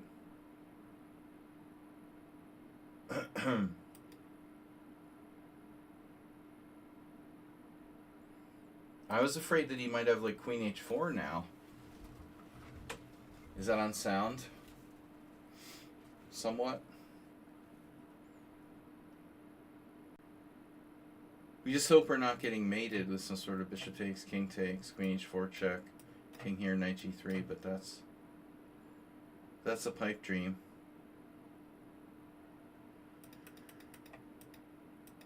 That's not how it works. Knight takes, bishop takes, and now what should black do? Well, bishop e6 doesn't seem like enough. So if he plays queen h4,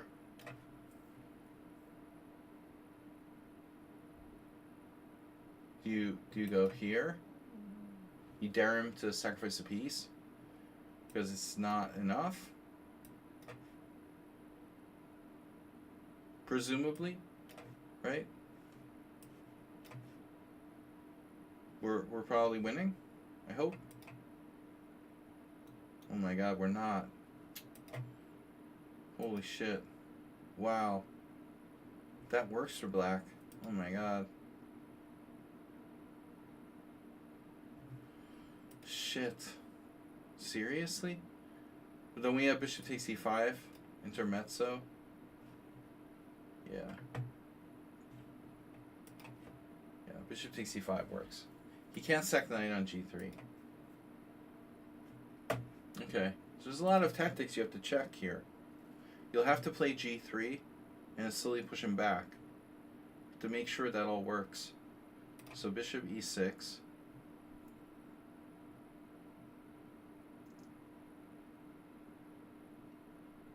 And then I don't know what to do exactly. I mean, the text move looks very solid. Preventing queen h4. Queen f6. Yeah, I keep forgetting you're playing the computer. Yeah, I keep forgetting that black is a computer. So I don't like playing computers anymore. Because I feel like it... Well, you definitely don't want to do it too much. Maybe on occasion. It's going to alter the way you play.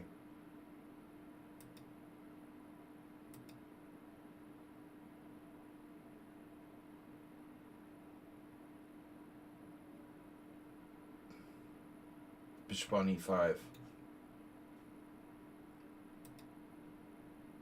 I didn't expect g4.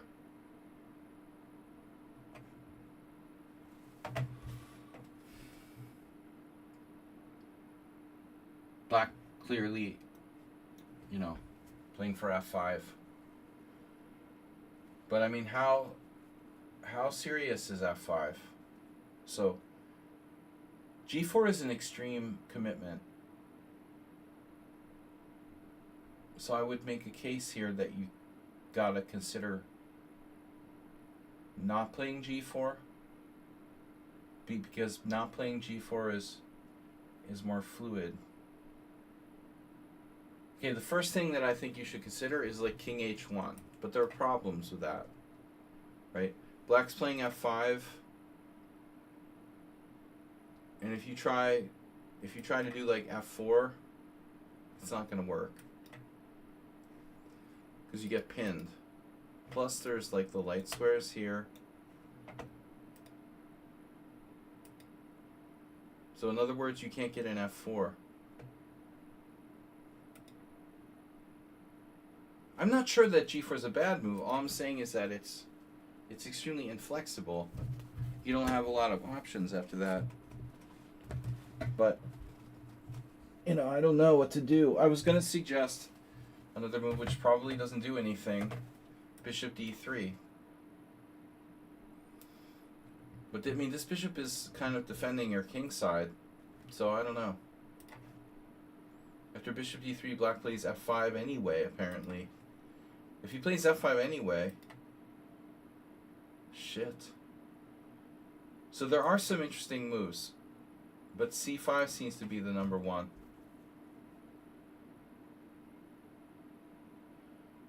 This is the only move that changes the structure ultimately, you know? And that would make his bishop on e5 a little more shaky. So that looks like what you should do. You know, I'm not real convinced by bishop d4. I mean, you could have exchanged that bishop earlier. The St. Louis Chess Club is rating with a party of 46. Thank you for the raid, St. Louis Chess Club. Say hi to Doug Eckert for me.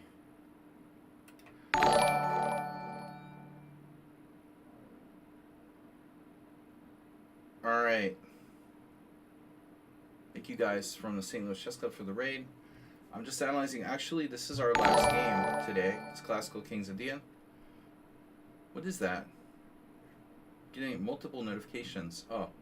We got Horse Whisperer, Horse with No Name, Harry, Bintrong. Thanks, everybody. Yeah, Classical Kings Indian. One of our subscribers played against Leela. It's like a training game.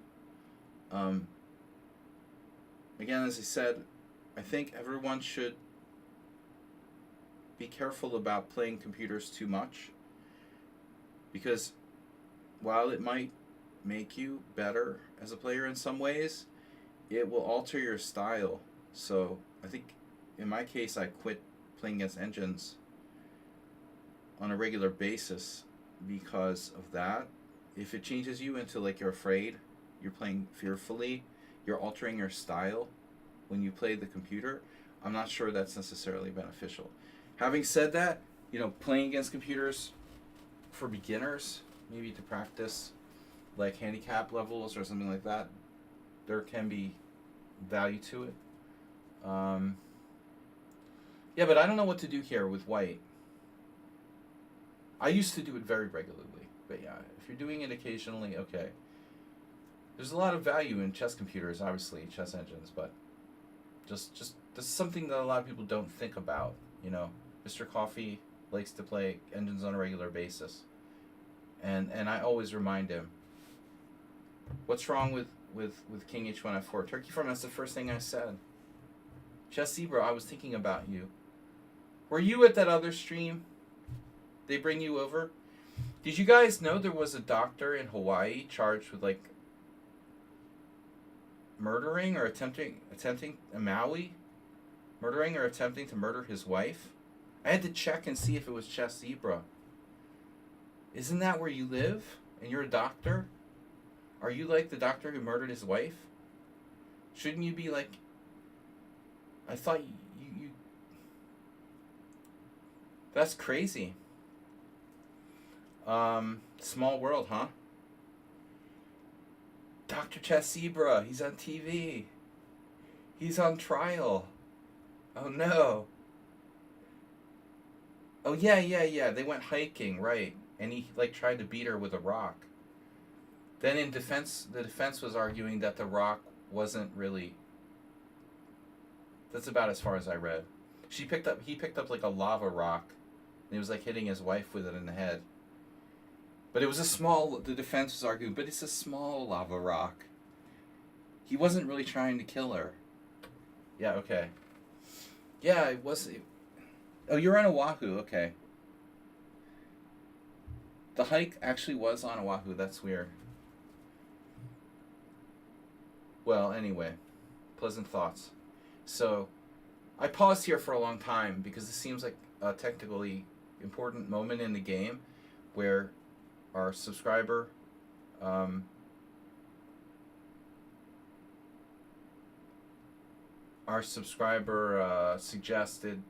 of the viewers suggested King H1 and F4. And I said yes. That was my first idea as well. Because there's the file here. If you play F4, look, if you have like 2 moves in a row, it might become very interesting. I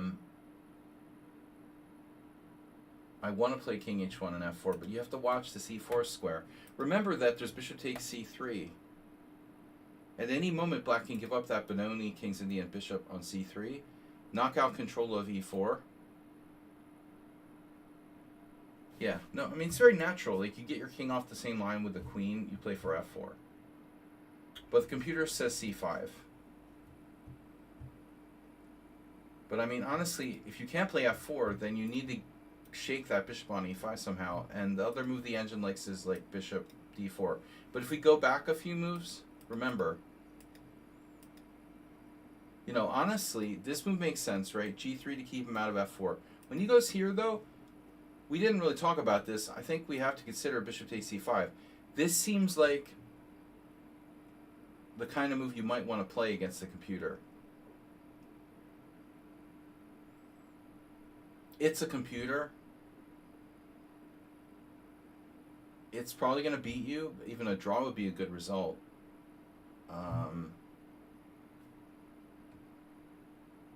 Well, basically, at the end of the day, if you can't play F4, then you probably should play bishop takes E5. There's a drawback, though. I mean, it takes with the pawn. It's a bad exchange for you in terms of that pawn improving itself to a powerful square on E5. He has good control of D4. But black's position isn't really a typical position because his knight is on G7. Like, what is up with that knight on G7? Where is that knight going exactly? It only has E6 and D4.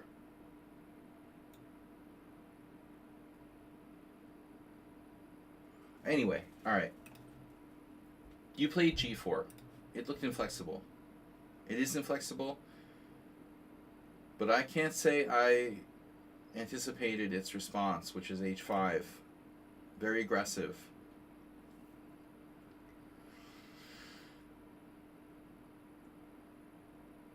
I was talking about his knight, and it has another option. It could go E8, F6 now. But even from F6, it doesn't do a lot. H3, not ideal, but I think you have to. And now it trades right away, which I think is kind of weird. I don't know why the engine wants to trade right away. It doesn't seem like you have any threats. And now he goes back to F6.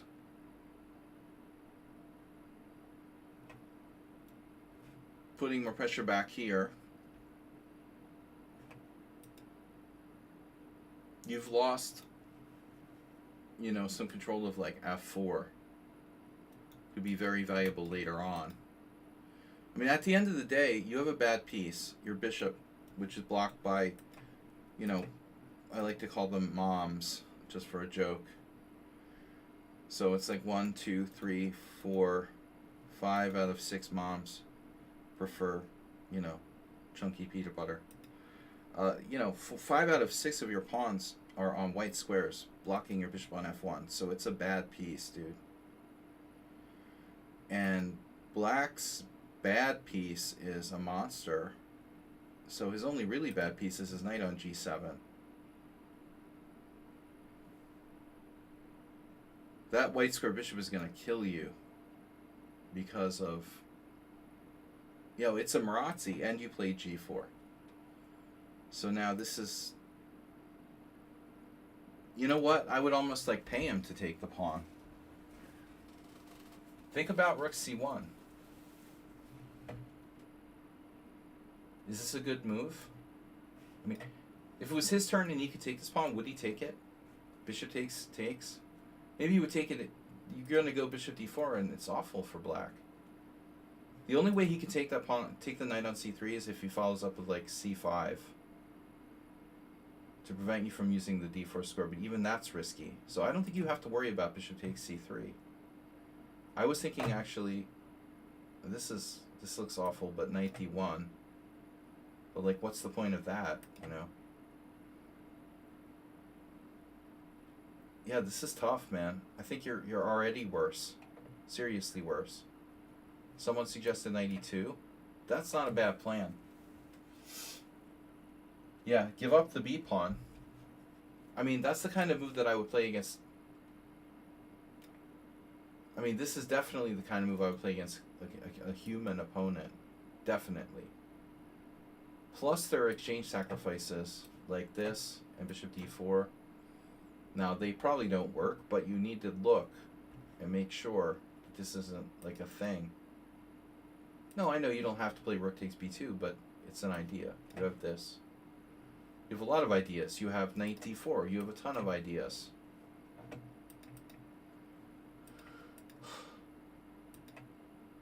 Now, this is about the knight. And once his knight gets in there, you're clearly worse. So now, better late than never, you played c5.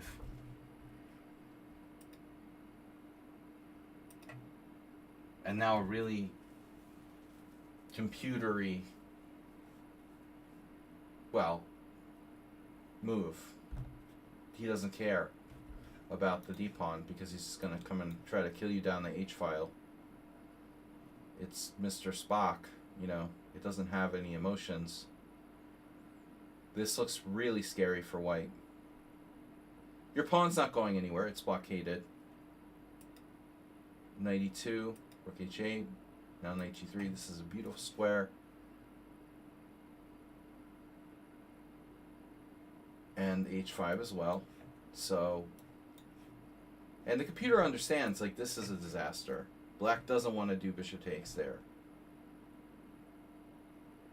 So its only option is this, and it's willing to give up the light square bishop for the knight, maybe.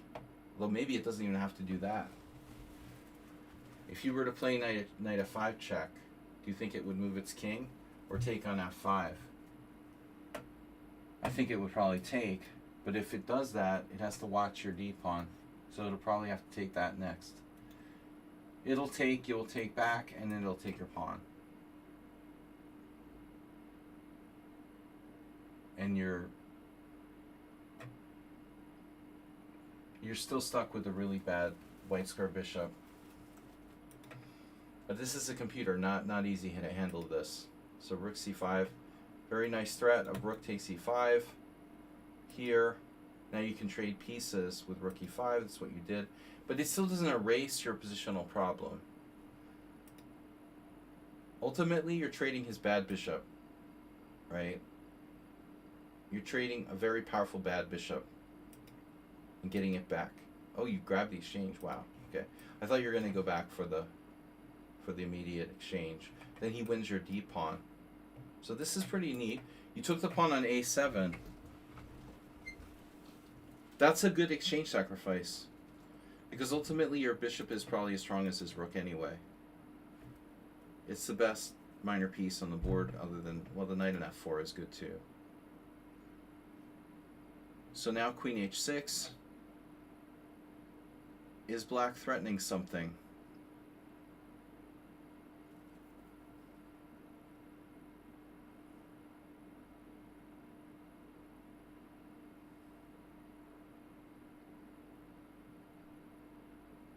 Is black... I mean, this is nice how the knight is covering h1, actually.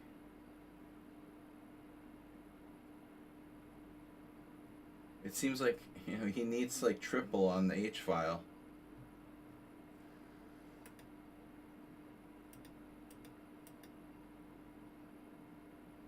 So, and your rook is used to cover here. Very nice. So ultimately, you managed to win what? You win 2 pawns here. Wow. He has an in, but in the meanwhile his e5 pawn is hanging, so as to defend that, now you need something. Because this queen h4 is a serious threat. I mean, of some magnitude.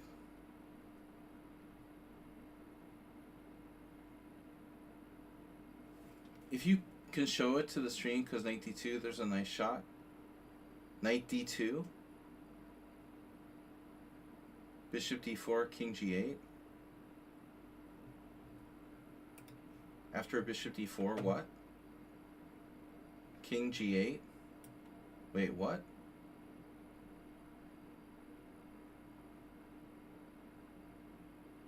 Oh, in the previous position.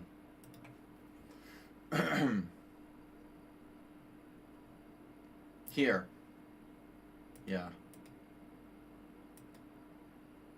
That's a neat move. Can't take with the rook. Can't take with the knight. So you have to take with the bishop. And then it's like made in a couple. That's really nice. Yeah, cute. So anyway, I gotta go, guys. I'm gonna finish this up. Bishop d4, f6. You're better materially, and then you go knight h5.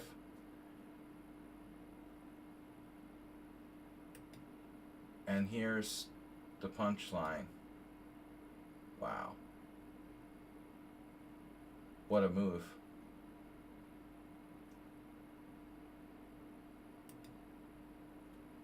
And so you manage to minimize the damage.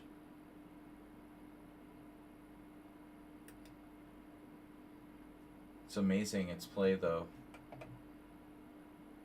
Even though it's not material. You know, Leela doesn't mind giving up material.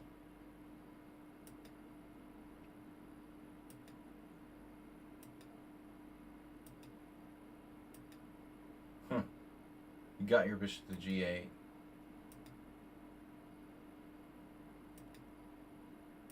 Wow.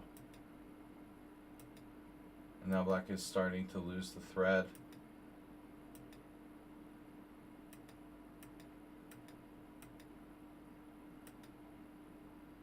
Unbelievable. And e5 falls. And that's game.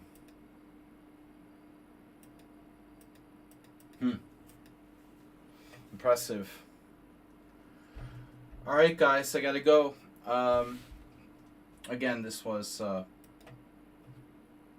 not an easy game. I will be back tomorrow. Thanks for the raid from St. Louis, and all you guys for your support. The Summer Tourney Fund is up to 4, 5, 6, 7, 8. Very poetic. Don't know what else to say. Join me tomorrow. We will be absolutely streaming again.